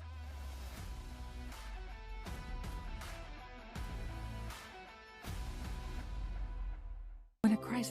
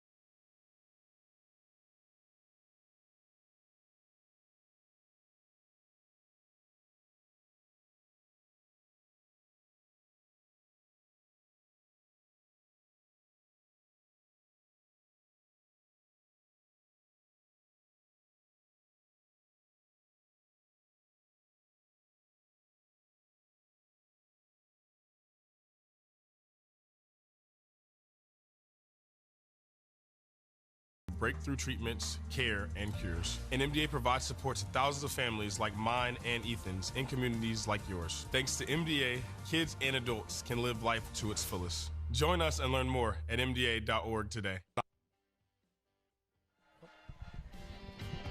Welcome back to, wow, an epic game. As we talked about before, not just an ordinary regular season game. This is all really about setting that tempo for section play, because both these teams have a record of winning the regular season game, Jim, and then going on to win the section and that path to the state tournament. And tonight we have not been disappointed by this epic demonstration of high-skilled offenses. Yeah, so let's get to the highlights, because if our highlight package might run into the fourth quarter. So let's get into the highlights. Really great start for both teams. You see them. Everybody's got a little extra anticipation as we get into the game summary right now, Joe. Hey, take a look here, getting it started early often. First drive of the game. Fakes to the Schmidt and holds on to the left side. That's been the story. Van Drill would go on for 3 touchdown scampers in that first half. And Jim, I think you said 184 yards. There's a touchdown reception to Denicky. He pulls up, nice ball. Here's a quick catch and release that went out to Bagali. Bagali went 52 yards to the house here. That's his first of 3 touchdown receptions. Also in the first half, countering back. And there you get a look at the big run there by Courage.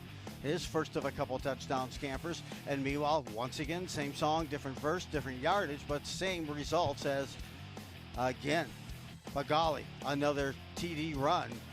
And they were just matching each other touchdown by touchdown. Now to the second quarter. Again, Mandrill again from 42 yards out to go for this touchdown run and around the end again on that power T formation. And here's a keeper up the middle. That's Deneke keeping there, and back again we go. Another power T escape, a jailbreak run for Courage. And these runs have come from at least 40 yards out and beyond. And you're looking at this and Elk River putting up some unbelievable numbers, over 400 yards rushing already here in the first half. Look at this, breaking tackles, high pointing the ball. Oh, by the way, I'm going to elude a couple of tackle attempts and take this one to the house. And again, Bagali, his third for the hat trick of receptions in the first half, Jim. Yeah, it really an incredible offensive explosion for both teams. You know, over 700 yards plus of total offense. And we can take a look at some of the halftime stats. And these would be good game stats. Honestly, in any other game, high school coaches would be raving about it. 45 plays. They have 45 plays run in the first half, 433 yards rushing. They've got no passing yards. Neither team has any turnovers. 5 fumbles on the Elk River side, all recovered. One pass attempt, and that was just a spike.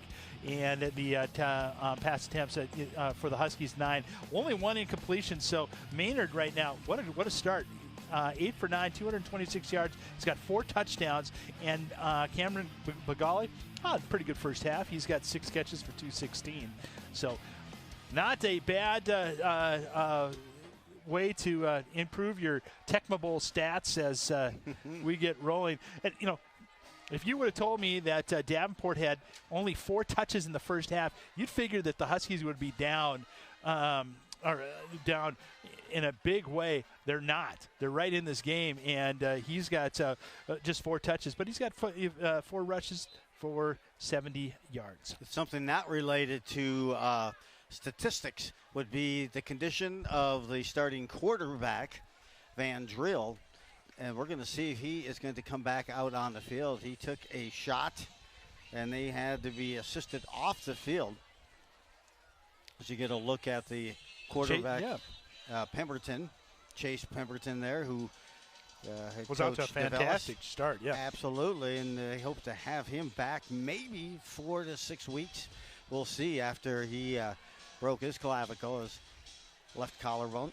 It's time to buckle up, Joe. And setting it up here. Here's a piece, but really kind of that could really reflect the rest of the game is if Van Drill is going to be able to respond, and we won't know because we'll wait until Elk River's possession, because Andover will get the first possession and another onside kick picked up there nicely.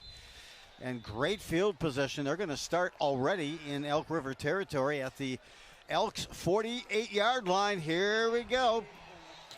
Put on your NASA seatbelt as this launch of the second half begins. 73 total points scored in this first half. And coming to a theater near you, the Huskies take the offense and take the field for their first possession. Look for Bengali here on the sideline again. 4 receivers down below, faking the handoff off to Davenport. And there you go, Jim. They give Davenport a carry. Picks up maybe 2 on the play, but as you mentioned, 4 touches, and now we're going to get a big flag coming out. It may be a personal foul. I think at that point it would be. And the Huskies are clapping, so most likely it's not on them. It looks like possibly number 55. Got that number right. The officials have their meeting, render a decision, and now the announcement. Tim Johnson. Dead ball, personal foul, number 99 on the defense. 15 yards will be added to the end of the run. First down, Andover. Yep, Monteith the junior, 6'5", 240. So they're showing the same thing for Bengali again over here on this side. And trying to strip with the right side, Bengali this time. Brought down on an ankle tackle there, but the explosive play of Bagali, there's a pickup of about 8 on the plate. Yeah, when they've got those 3 wide. Yep, 3. They go 3 wide here. That's called a 3 wide, 3-by-1. And now the strength to the right side on this spread offset offense. Keeping. And Maynard not able to get much. It might be about 6 inches short. Actually, they're saying a full yard short on third on the first down. For this, even if it is short. They do call him short. Wow. I myself don't like to be called short. Brief sometimes, brief at times, but here we go. An opportunity, 4th, and a key play already here to start the second half for the Huskies. Davenport moves from the right to the left. Offset, snap, back. First down and more. Scampers to the left, cuts back, moves ahead to the 15, pushed down at the 16, and the Huskies have a first down. Coming into this game, the Huskies had 46 first downs on the season compared to 41 by their opponent. And it's so important. It's a short pass. Hit it in rhythm like he's doing, and boy, a lot of momentum there. We haven't seen too many downfield passes. He's been able to complete them. 3 to the left, handoff up the middle. Davenport's got the touchdown. Davenport runs from 5 out. And the Huskies get their first lead of the game at 40-39. Well, that was a nice start, nice answer right at the beginning. We'll see if they may be going for 2. A 48-yard drive on their first possession of the second half. 40-39 lead. Just right here, look at just the lateral movement and 2 strong cuts. And Davenport's in the end zone. Nobody touched him. He went right through a hole a size that you could fit a quarter through. DeVal says DeMario is dynamite. He is so dynamic. He's a special player. When he has the ball in his hand, and you've seen that tonight, he just tried to find a way to get him involved anyway. And getting him that ball in open field, I got to think, is a success story. As when you take a pop like that, you're not really sure, the actual conditions sometimes on that head deep kickoff. And this drops at the 5. Again, here's trouble. Picked up at about the 10 by Schmidt. So uncharacteristic. It's almost like he kind of lost where he was on that field. It went over his head, then it bounced at the 5. He went back, picked it up. Very calm and poised with guys sprinting down after him. And he picked up maybe 10. The kickoff coverage and kicks by the special teams for Andover has been sensational. They've really done a nice job. Here we go. This is really kind of an unveiling to see what Elk River has going here the second half. After that hard shot that Van Driel consumed late in that first half, we'll see myself having, I think it was at least 2 concussions. It's just... hits in different ways with different places. You hope that he is okay and playing in that safe component here of decisions. So it is 2nd and 4 now for Elk River. Van Driel leads him to the line. Huskies looking to pinch up here. And back in, they put a tackle on Van Driel again, and they're going to call roughing the passer here. That was on Well, I think it's Iafe. just unnecessary roughness, I'm guessing. As it's just so tough because he keeps that ball. You can see where Andover had gotten any warnings prior, Jim, on a couple of hits they put on Van Driel when they weren't sure if he had the ball or not after that fake. Van Driel leads him to the line again. That power T offense, which has given Elk River over 400 yards in the first half. And I don't think he's down. He was tackled, got back up, and it didn't look like his knee touched the ground nor his elbow, which are usually landmarks if the player is down or not. Yeah. So Schmidt, first half, leading ball carrier as far as amount of carries he had. That was his 14th. He's now 14 for 80 yards. Second now and 2 for the Elks. They trailed for the first time here in the second half by 1 point. Handoff again. Schmidt gets the call again over the tackle, cuts it back, picks up the first down and some bonus yards to about the 40-yard line of Andover. Again, Vandrell got tackled again in the backfield. He's they're making sure that they're tackling every ball carrier now. Another first down. And sometimes the tough thing about this offense, I mean, it couldn't be any more different in every essence of the component. The quarterback has to go over to the sideline every time and hear the play called either by Coach Hamilton or someone else, and then come back into the field, whereas Huskies, everything is signed and signaled in. First down for Elk River at the Andover 40. Andover once again, Schmidt continuing to pound and burst his way ahead for a pickup of about 7. And they have kind of found that seam on the right side of the Huskies defensive line as they follow, of course, what creates that seam on that right-handed side is that left-handed that left tackle of Isaiah Campbell, 6'6", 310. Against any defense, he'll create a gap. Yeah, he creates a gap when he walks through the door. Set now for this, the gain of 6, so 2nd and 4. The Elk. Handoff, this is a keeper to the right side. A chance to burst, that was Sass. And they pick up a first down and down now to the 29 of Andover, and Elk River on the move again. Their drives have been extremely long. You know, just before the half, they started that last drive, which was capped by a 35-yard field goal. And they started that on their own 10.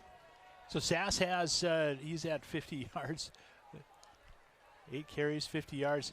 This is just a methodical, you know, the great part is Huskies aren't giving up a big play yet.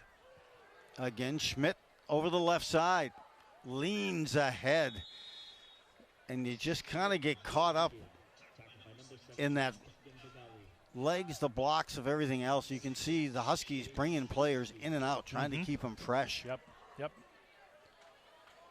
And Jim, what was the plays in exchange in that first half again? 47? 45 to 16. Unbelievable on a defensive side. And you have many players going both ways for Andover. Yep. That's why the offensive linemen in college and pro love the run. They'll set back up. Van Drill, take a look, survey. 5:20 to play here in this third. A handoff again left side. Schmidt, no trickery here, just pounding ground. And they have found that seam and right over the big tackle. So third down. This is obviously 4th down territory. Gavin Schmidt is featured back on this drive. It's funny, they kind of have featured backs in different parts, and they'll kind of go to that same well a couple of times. So Gavin Schmidt this has kind of been his drive. They follow the tackle like that tackle has a backstage pass to a concert or something. This way, follow me. And they groom right behind the tackle here. So we've got 3rd and short, 3rd and a yard. Van Drill fakes the handoff off the opposite side. It's a first down for the Elks once again.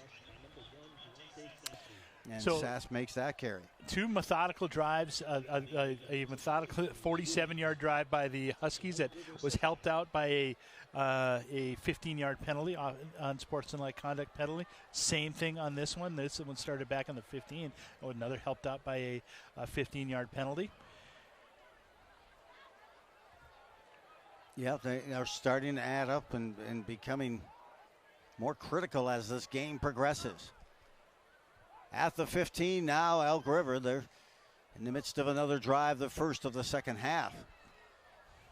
Van Drill hands off, and you can see now that he's a little bit more cautious after he hands that ball off to not carry out that fake, as I'm sure they always want, but when you're not at your A game, to absorb another hit or two can take its toll. So we are down to the 10. 2nd and 5. Elk River matriculates their way down. And after 64 touchdowns scored running and 418 yards each game, here's a run by Schmidt, tries to pop it. We've got a launch of a flag coming in and a hold. That's going to go against Elk River. Jim, I've got a trivia question for you. Yeah, I love trivia. Last year, 67 touchdowns rushing the ball for Elk River. And in addition to that, 418 yards they averaged a game. How many fumbles do you think they had all of last year? Less than 67.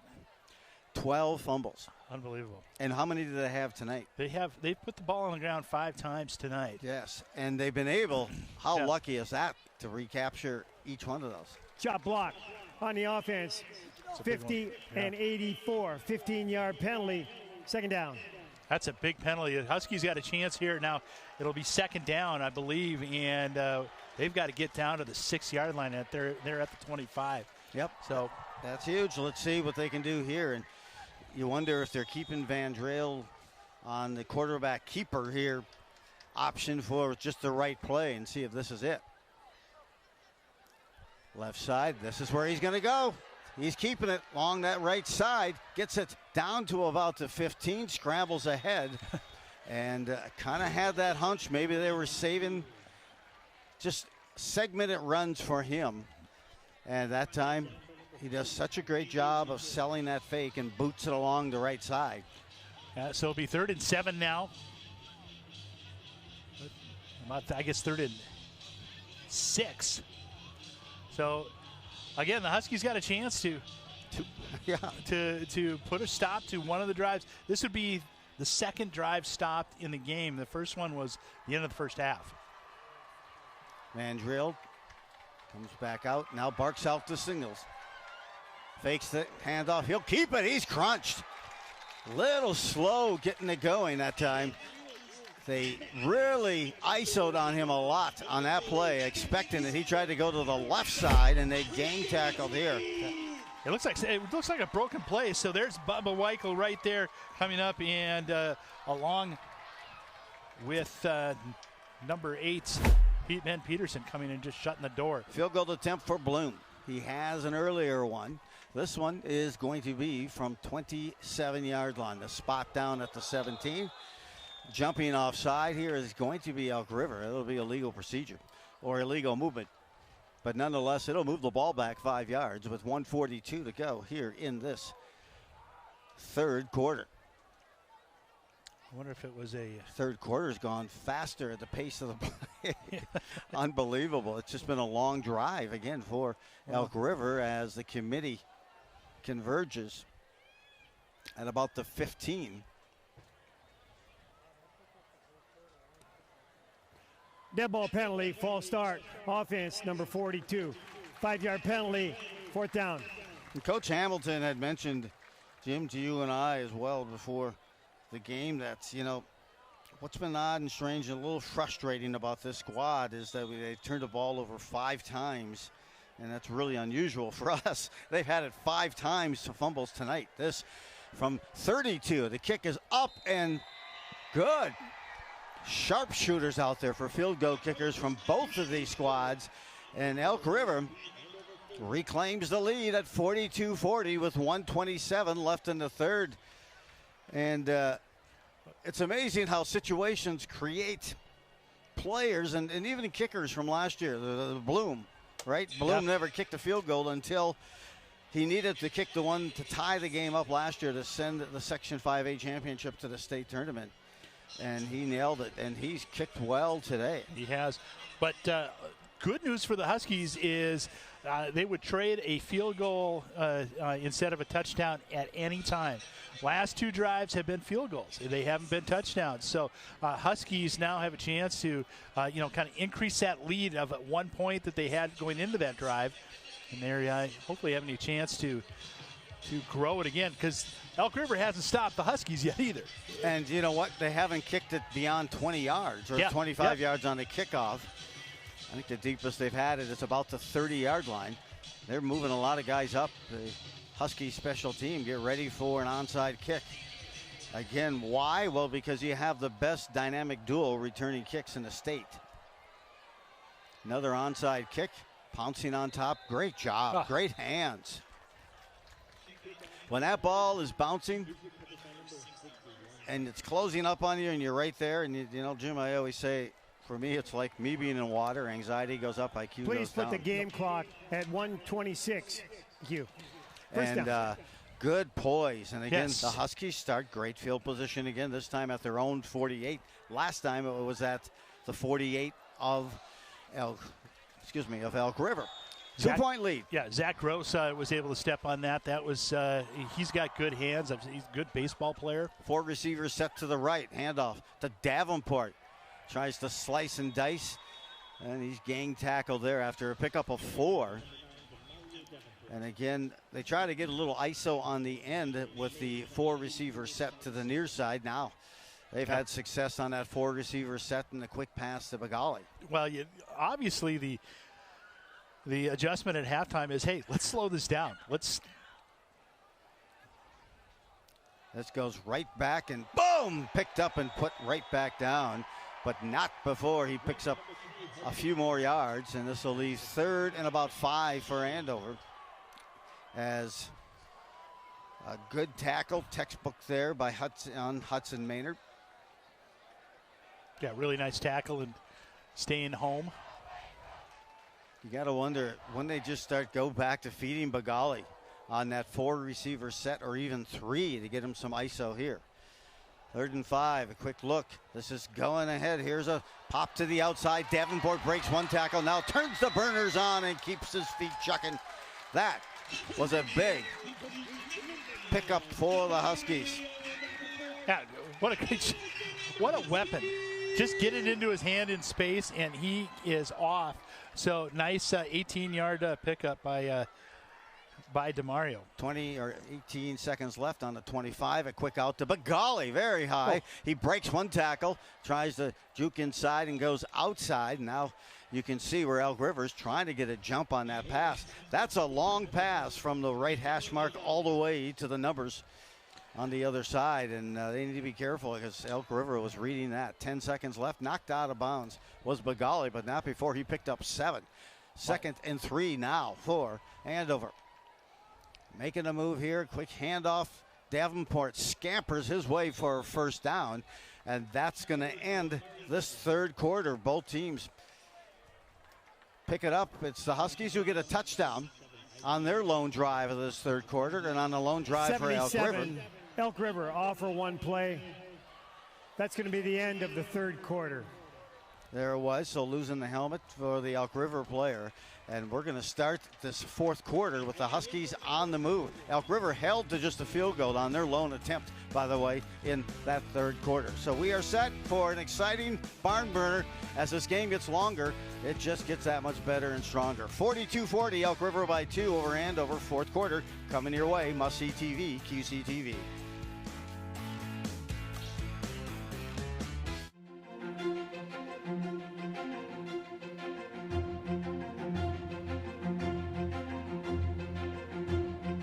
QCTV is proud to announce award recognition for 2022, including 10 Telly Awards,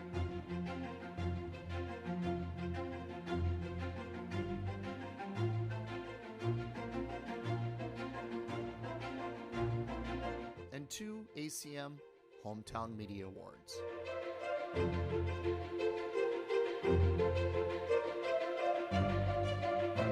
QCTV is dedicated to providing high-quality content for our community. We are grateful for the support, and we look forward to another exciting year here at QCTV.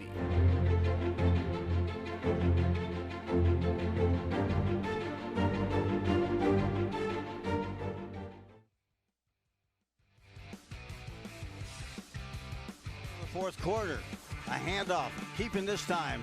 Maynard drives it and knocked down at about the 7-yard line. I'm Joe Rowland along with Jim Childs. Our name's irrelevant.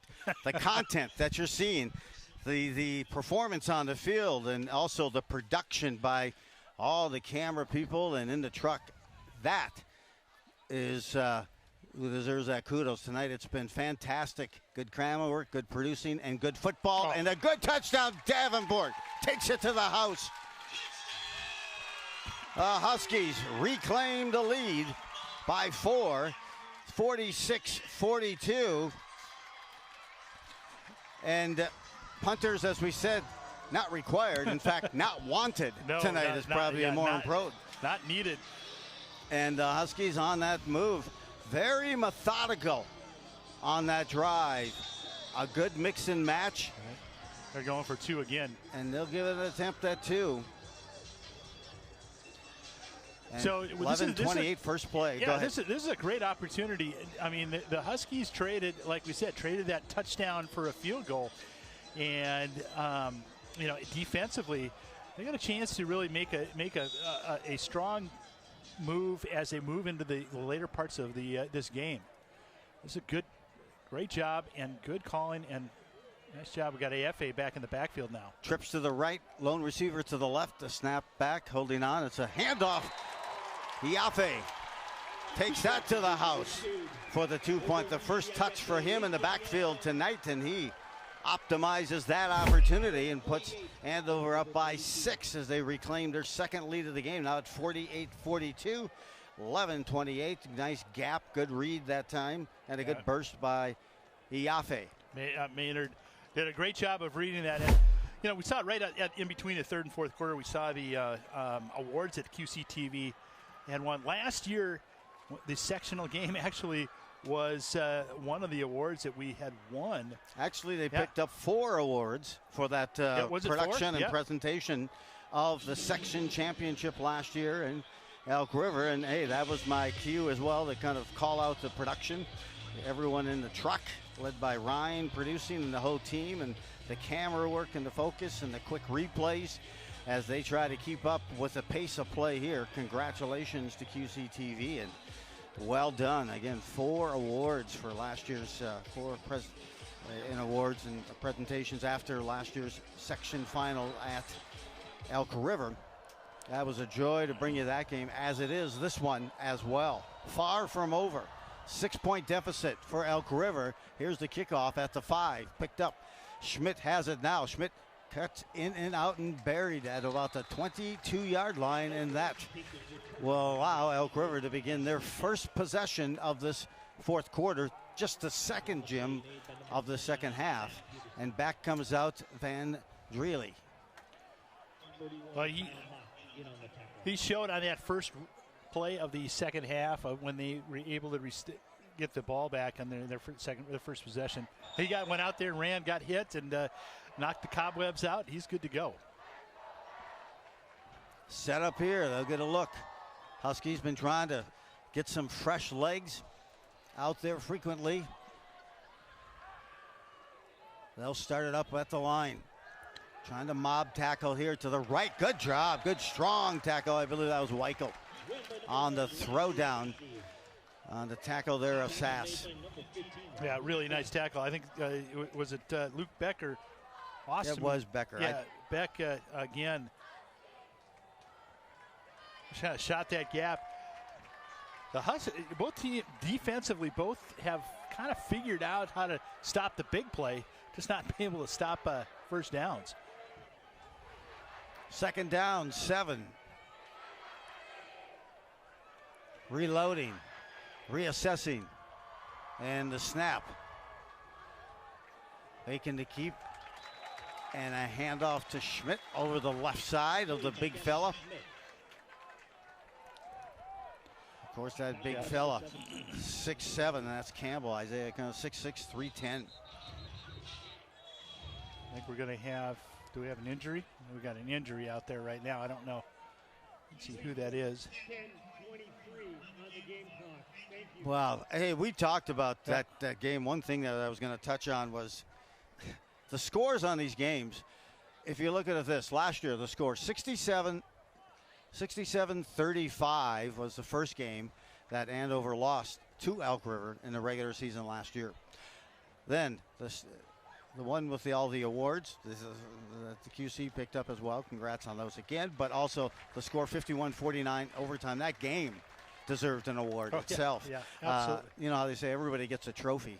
That thing deserved an epic reward for both teams on that effort, because we knew that the winner going in was going to be a favorite to win a state, and Elk River executed that. In 2021, Andover picked up a win in the regular season, 28-13, and that meant they got a chance to host the section final, and for that they put home a 49-31 win. And then in 2020, it was a 22-7 win for Andover. We got a fourth down coming up right now. Yep. And oh, by the way, in 2019, it was a 34-28 win for Elk River, and they advanced to the state tournament. That's how close these two meet up, but it is just amazing. Coach Hamilton, again, in his 13th season, 2 state tournaments, but if you look at all the trips he's made to U.S. Bank Stadium, I think he's up to 6 or 7 trips. This is it, 4th down and short. As I mentioned earlier, they've had success on the 4th down at almost 75% success, Elk River. 4th and 3, a carry. It's over the top, and this one's going to the house, finding the gap. And Schmidt, reservation for 1 in the end zone, takes it the distance for Elk River. 70-yard touchdown.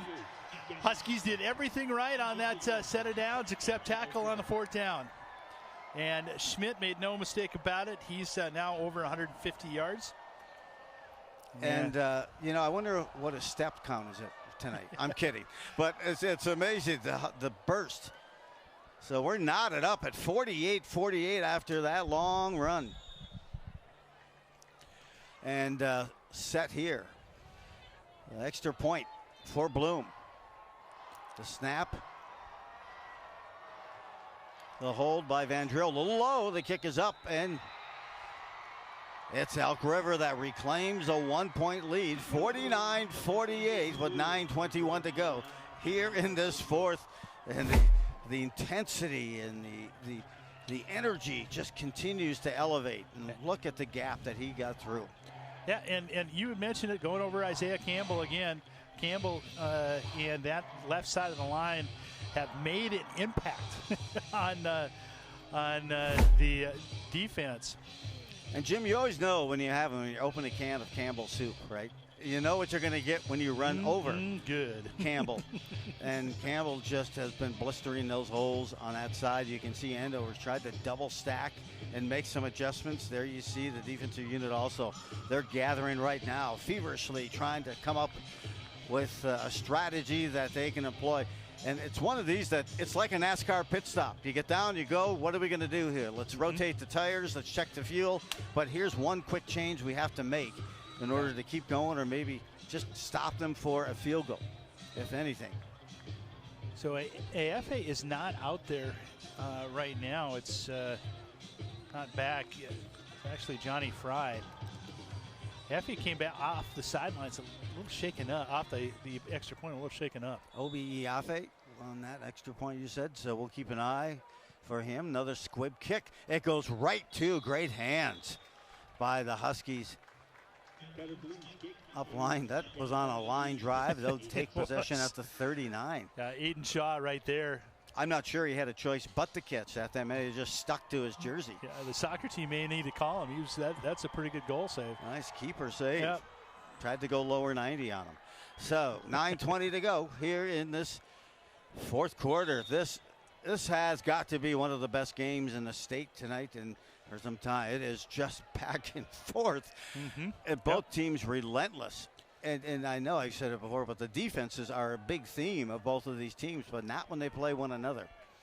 They managed to find those glitches. 4 receivers here. It's going to go to Bagali. He gets a look here, splits to the fence to the 40, now to the 45, and wrestled down to the ground. And that was Courage who got the tackle. Yeah, Elk River, and we saw it last year. Elk River has a lot of two-way starters and two-way players. They employed many last year, including the quarterback. 3 receivers to the right, and keep in mind, hey, it's more as you look in here, scampering, cutting, still with it, and it's like he was thrown out of a door at the last minute on the push by Davenport ahead to the 45 of Elk River. And the joy, we talked about it, Jim, about this offense that Coach DeVellis has integrated, is that they may look like they're throwing to a screen, but that screen also has tags that they can hit. They want to hit the H receiver. They want to go to the Y or the S. Maybe catch a tight end down the middle of the seam as everyone starts soaring towards maybe Bagali on the right side. Let's see what's in mind here as the Huskies take the snap, and the quarterback keeper along the right side, and it's a good thing he got down because he had a hungry bear coming at him. Trying to come over the top and gobble. That time was Montic. He's 6'5", 240 on that run by Maynard. And some good moves that time. Sometimes you just get down, get the other play. 3 receivers to the left. That's their 3-by-1 offense. 1 receiver all alone. Offset. Keeper here. Maynard moves it ahead and holds on to the ball because they're looking to grip and rip at that ball. Anything they see loose. Yeah, as you're seeing Hudson Maynard getting a little bit more confidence on where he's got it, where he's got to hit on those holes. We saw a little, I don't know, just lack of confidence in the first half. He's hitting these holes hard. He knows what he's doing, especially after he was able to get that last touchdown pass on that or touchdown option to Davenport. I wasn't sure why the delay, but they've reset the play clock here. And Andover has a 1st and 10 from the Elk River 36-yard line. Keep in mind, Elk River has had the lead in their 2 losses that they had this year in that 4th quarter. Holding on, quick pitch, dangerous one, converting, explosion, cutting, the energy, and the move ahead to the 17-yard line. Oh my, Davenport. Well, you know, the Huskies ran 16 plays. They're well over that right now. And Davenport's got 9 carries so far in the second half. Demario Davenport out to the outside, a burst ahead by Bagali, and they're going to say he stepped out of bounds at maybe the 3. He's just relentless, Bagali. Well, that's, again, good movement, and this tempo is just keeping Elk River off, it does. Yeah, and they quickly try to bring defenders in, but they hold a couple off, and they're set.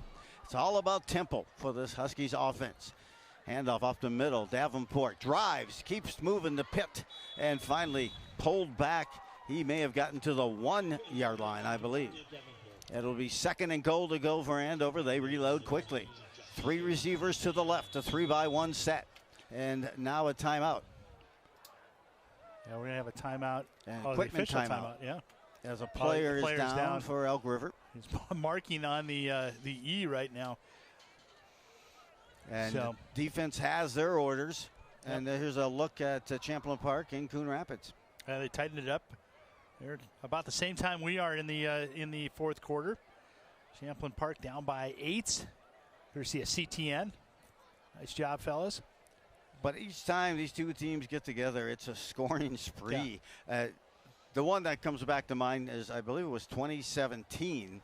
Jim, you and I were covering that 66 to 60. It was Connor Kniffley was the quarterback for the. Yep, Kniffley was there, and he. I had the stats here that I brought with me. He threw for 479 yards. Not too bad. That's 7 touchdown passes. 7 touchdown passes, 479 yards. And it was in a snowstorm, Jim. We were trying to watch this this offense function, and this risk-adverse offense with all the moving, pivoting components, and they were unbelievable. But Kniffley, for 479 yards, 7 touchdowns, just 1 pick. He also ran for another 63 yards. Grubner on that play in that game had 150 yards receiving, 3 touchdowns. Lucas Beberg, 136 yards receiving, 2 touchdowns. But meanwhile, what did you think the yardage was on the rushing for? I remember. I think it was like 632 yards. I don't remember. I'm just throwing that number out there. I'll tell you after we finish this play here. But it is phenomenal. 66-60 was the final of that game. Elk River won in the quarterfinals of the state. Handoff, stiffing it, faking the handoff, punching in the head. Touchdown. It is a touchdown for Hudson Maynard. And the Huskies have reclaimed the lead again, 54-49.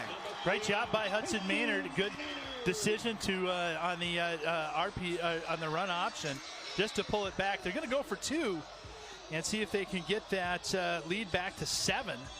6-point lead really doesn't do much for you. 5-point lead now, and 54-49 taking the snap. The offset to the right, strong side. They're going to try to pitch. They will, and they'll get in for the 2-point conversion. Davenport dances his way in a high-step fashion into the end zone for the 2-point conversion, and a 56-49 lead now for the Huskies with 6:34 remaining in this shootout. Yeah, really a nice job, and really sold the fake. The linebackers crashed onto Davenport, which you have to do. You've got to gang tackle him and corral him. Maynard pulls it down, gets his first rushing touchdown of the day to go along with his 3 passing touchdowns. Well, here we go. Now, instead of the seatbelt, buckle those helmets. If you're wearing them at home right now watching this game, I'd tighten that chin strap just a little more. And we're at 6:34 to play. Kicking off will be Andover, moving right to left here in this fourth quarter. And this game, in this matchup, we saw it on the schedule. Jim said, oh boy, this one will not disappoint, and it hasn't. The thing that's really kept those Elk River close in this game are the fumbles that they have forced. They have coughed the ball up 4 or 5 times. Yeah, 5 times in that first half, and they've been able to get each one of them back. Yep. It really could be a different story. This could be a complete blowout for the Huskies. Lining up here, back to receive is Schmidt.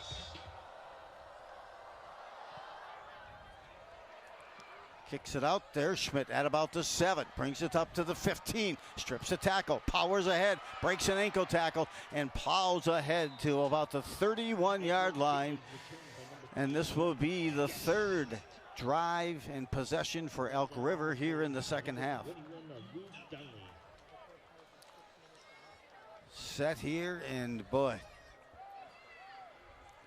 Well, now the ball is now in Elk River's court. They have to score. If they don't score, they're giving it back to the Huskies, who they have not stopped all game. There's been 8 drives. There's been 9 drives, 8 touchdowns. The only thing that stopped was the halftime. And of course, you think they've got to do hurry up. Hurry up. This Elk River team, they've got to start passing. Yeah. And my gosh, they can, but there's a run over the left side and a pickup of about 4. But the appetency of this Elk River offense is really stay with the play, continue in that power T, move it left, move it right. We'll find a gap and get a burst, or we'll meticulously just move it down the field. Appetency. I'm going to have to look that one up, Joe. That was a Madison Avenue word. See that? That means tendency or an affinity. Tendency. I've an got a little affinity to run the ball. I've got a tendency in my knee. Oh no, that's this was appetency. Okay. It kicks it out to the middle. There's the burst. Another chance for the run. This, the freshman. On the run, this will give Elk River the lead, or excuse me, a tie opportunity. With 5:32 to go. Key word here, appetency. Stay with it. They have a tendency, an affinity to keep running the ball in that power T, and found the left side again, Jim. Back to within a point, Elk River on that long run. So they have 3 rushers over 100 yards. They're going to have they have a chance to have 4 with Clefman. Here's the snap, the spot, the kick. It's up, and we're at 56. 56-56. Jim, you called it. You said, I wouldn't be surprised if this game was tied up in the mid-50s come the fourth quarter. And here we go. The freshman. This kid, a freshman. Number 34, Carson Clefman. 5'9", 160. Last week he was a leading tackler against Brainerd. It's just suddenly they open the closet, pull out another running back. Yeah. And hey, what do we have in storage? Well, what they have in storage is a sophomore by the name of Leo Harris, who is going to be something to watch as soon as he can return from his knee injury. Not sure if that'll be this year or not. Let's take a look at the rankings. Oh my gosh. Look at the top 10 rankings here, and that's the 6A. Yeah, Looks, that's Eden a Prairie, Metro. Yeah. Lakeville South, Shakopee, Anoka as number 5. They're losing tonight to Maple Grove, and then Champlain Park had broken in. Meanwhile, 5A, Jim, if you look at the 5A AP rankings, Huskies have moved up to number 8. Yeah, they're number 8 right now, and they basically have played 5 of the top 10 or have them on the schedule. Kickoff. Squib pick. Oh, a little off the side, staying low. Hey, Elk River's thinking even a broken clock is right twice a day. If we keep trying the onside kick, they're going to cough up a fumble or lose possession, and we're going to be there, but not yet. I think the special teams need to be, put on congratulations on the amount of squib kicks, and they haven't given anything up yet. That was Hunter Beskey who secured that onside kick. Junior. Here we go. It's trips to the right for the Huskies. Moving back. Quick throw to Magali, almost picked off. Oh, goodness. Deneke was trying to put a block on the defender coming in. He just got by Deneke, waved his hand at the ball just before it got to Magali. That was Sass. Now you look and see, hey, maybe there's got to be a seam open for a tight end here. Trips right to the Ginn. Been a while since they've had an incomplete pass in Andover. A keeper here. Keeping it, pushing it, forging ahead after immediate contact, but he picked up 6 before that immediate contact. Hudson Maynard rambles ahead for a pickup of 8, leaving 3rd and short. So second incompletion so far. Trips to the near side here. Offset to the right. He'll keep it. He'll get the first down and takes it to the 40. And right about now, you're going to see anything to strip that ball, pop it loose. You try to secure the tackle first. Well, the Huskies right now have to, if they're going to slow it down as much as they can without getting themselves out of rhythm. You got 5 minutes left. We've seen a drive, and we'll talk about that when if Elk River gets the ball back last year. A 3-by-1 set now in motion. Davenport right to left. Fakes the handoff and then kind of tripping up, losing his footing that time. They, I think, wanted to get it to Davenport, but doing a nice job of shadowing Davenport on that motion. You saw Sass, and then it was a move ahead there, Hudson Maynard. And this game, from the first quarter, Jim, has been the team with the ball last will win type of tempo and cadence, and that's where we're headed now. 2 receivers to the right, 1 to the left. All alone, Deneke on the bottom of your screen, getting ready. Snap from center. It is 2nd and 11, holding on to it for a big gainer. Hudson breaks 1 tackle and stops. It looked as though he wanted to get down and pull back and make the cut. Hudson Maynard burst his way for about a 22-yard gain and a first down. On the move, here comes Andover, and they'll set the ball at the 18-yard line of Elk River. Yeah, great job by Maynard just to find that seam. Nobody collapsed on him. Handoff here, quick throw and catch. Magali has it go right off his numbers. That time you could tell he wanted to get running. And I'll tell you, when you're throwing from this far seam to that far number, that's about a 25-yard pass you're trying to get out there and trying to get it out there in a hurry, and he wanted to get going. So 0 for 2 on those last 2 attempts out to Magali. Still plenty of time. 3:41 remaining here in the 4th. 2nd down and 10. Faking the pitch, holding on to it. Maynard clobbers ahead and holding on to the ball. Walks it down to about the 10-yard line. And that's going to leave 3rd and 3 for Andover. That's their 20th rush of this half. 16 plays in the first half. They've got 20 rush attempts this half. Handoff. Davenport breaks the tackle, scoots his way ahead for a first down and a bonus couple of yards to probably close to the 5. And Jim, I'll bet that defense is saying, thank you for running that ball a little more in the second half. Yeah, we're getting down right now. We've got, I mean, take some time off the clock. And, you're in field goal possession with a field goal kicker that hasn't missed. Take some time down, and they are. Under 3, south of 3 to play. Here in the 4th. It's a tied game, 56-56, Andover in Elk River. Elk River in the white. On to the fence. Holding on and keeping it and taking it to the yard again in for the touchdown. A strong run around the end, capping another impressive drive for Andover. And Hudson Maynard, another TD run, having a clinic. That's TD number 2 on the ground for Maynard so far. And like you said, strong rush at Tips now. Get this extra point. Huskies back up on leads by 6. Here's the snap, the spot, the kick, and perfect. That ball just pops off that leg of the kicker, Carter Eklund. Yeah, you can see right here, Maynard sealed off the blocking. Nice play. Nothing there. They couldn't seal the edge. Now, Joe, if you remember last year, the Huskies scored late with about 2 minutes left, and Kate Osterman was able to, engineer a drive on half a leg and be able to get down to get that field goal. They need a touchdown now. Has anyone left? I think more people have joined in. No. And you're right, though. It is the same scenario as it's getting close to the end, as in a very similar situation of what happened in section play in the section championship last year in Elk River.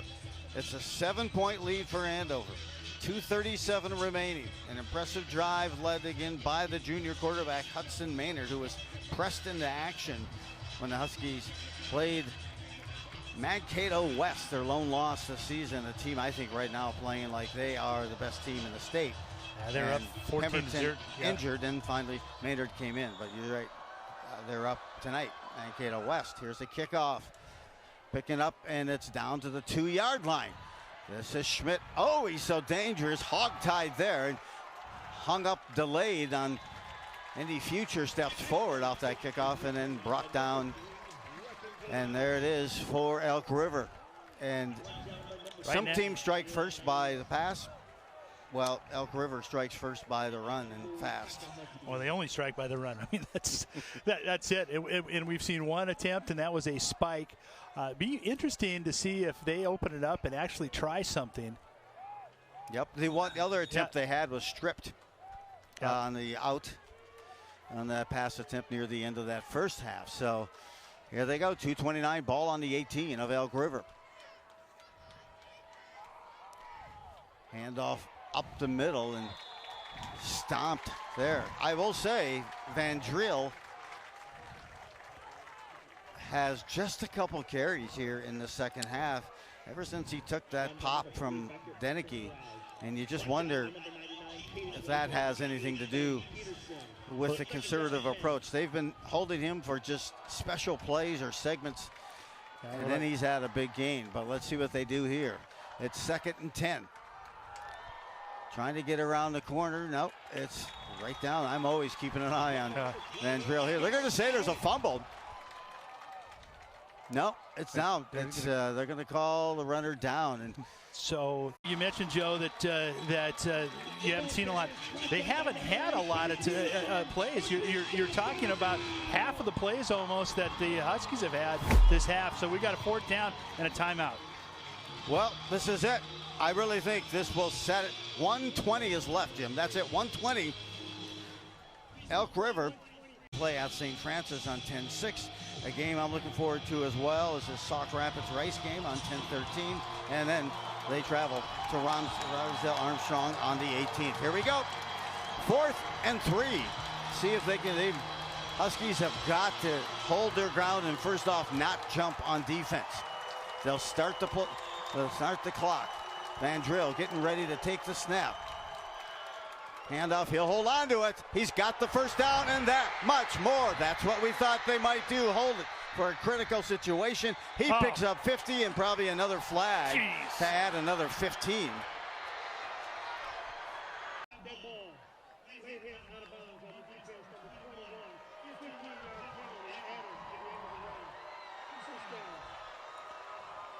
So yeah, that walks it down here, but $1:14 left. Far from tied. Keep in mind, it's a 7-point lead here for the Huskies. Andover on the move on the 21-yard line now of Andover, Elk River. They trail by 7 after the long gain and the 15-yard of fourth down. Time to take the snap here, will Elk River. Handoff, and he'll keep it again. Try to go around the end, piled up here. Little tentative on that move to get to the outside. And timeout for Elk. Footwork. If we can show that last play just one more time. And watch him as he makes this cut, his left foot. Cuts it here, is going to hold it. And hey, just kind of drags and just couldn't quite get that. By 7, the Elk get ready to take the snap.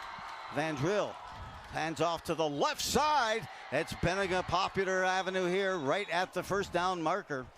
They're going to have to measure for this, but no timeouts. So anything tackle or if they do get a first down as soon as they started, they have limited time. And now it's just keep everything in front of you. Tackle. For Elk River, they trail by 7. 33 seconds left on this 4th and 1 for the Elks. They're going to power their way ahead. First down, but like you said, Jim, time is a ticking. They'll set the change. Get it ready. We'll see if they spike it here. And start it, but finally it's set. 24 seconds, 23, 22, and they will. So Van Drill leading the team, and 22 seconds left, Jim. Yeah. So that's 2 incomplete passes, but more important, you've got 2 plays left. But you've got to get out to the perimeter. You've got to try to get it out of bounds. And this may be one of those times where you start your first true pass. Let's take a look at our player of the game, Joe. Who is that? There's so many selection, but hold it. We could. Coming right up here is the play. And a timeout here. Timeout, Andover. But through as a pass attempt here. The one that they did throw was incomplete. Late in that first half was by their, I think, a backup to the backup quarterback, number 4. Oh, Shade. Who attempted that one. And he threw it into kind of a crowd, but a nice job of stripping it that time by Weichel. So here we go. 22 seconds remaining. Gary Glitter playing right now, Rock and Roll Part 2. That's right. 63-56 rather. 7-point lead for Andover. The ball is placed at the 9-yard line. You don't think this is an emotional game? This is unbelievable. 2nd and 9. I'm not sure what the delay. It's not transpired here. Tom DeVellis wants an explanation, possibly on the spot. I don't know. So we're at Husky Stadium. Seats about 25 to 3,000 people, and 13 seconds. This is 3rd. Down and goal to go from the 9. 7 seconds. And they'll spike it again, and it's going to come down to this 4th play here, and I keep hearing the song in my head. Under pressure, dun dun dun dun dun. I think it's good. Andover called the timeout because they had 12 men on the field. Timeout, Andover. That's their second charge timeout of the second half. Yep, good job, good pickup, 8 Jim. seconds on the clock is correct. Thank you. 8 seconds, really. Maybe a second play. It depends. If it's a run play, it's going to be one and done in terms of plays. If it is a pass, you might be able to get 2 plays in here. And right now, that's what you got to be looking at. I'd be doubling up on Schmidt. 3rd and 9. Elk River from the Andover 9-yard line. Ahead, plucked up, and a sack! The sack is made on Van Driel. He also took over and ran over the running back. The Huskies, with that play, pick up the win, 63-56. What a big-time defensive possession. Excellent job of penetration. You can tell that passing is not going through the air is not their the referees have not. They are moving, so the game is over. And that is number 99 for the Huskies. And that's Caden Weichel, the 6'4", 290. Great play. The Huskies needed a play. He was able to make it happen. Well, what a close to the game. A defensive play, of all things, that ends this offensive display. And there seemed to be some confusion on whether or not the play was live or not, but it was live, and the officials made it official. Whoa! Hey, the only thing better what happened on the field was the coverage and the production by Ryan and the team, everyone in the truck and on the staff here for QCTV. What an outcome, Jim. 63-56 tonight from Andover High School. One last thought, Jim. Well, I tell you what, I can't wait to see these guys play again, hopefully in the sections. This is just it's just a classic rivalry and a great matchup. I know both coaches are happy that it's probably done and they can get back to scheming for the right for a normal offense. So. And the Huskies have they've been able to stack a couple of wins here. Key, and they move now to 3-1 on the regular season. Elk River falls to 1-3, a game that's 119 points scored.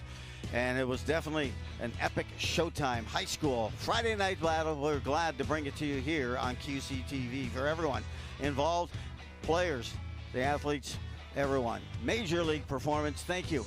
I'm Joe Ruin, along with Jim Childs. Have yourself a Major League evening at a minor league price.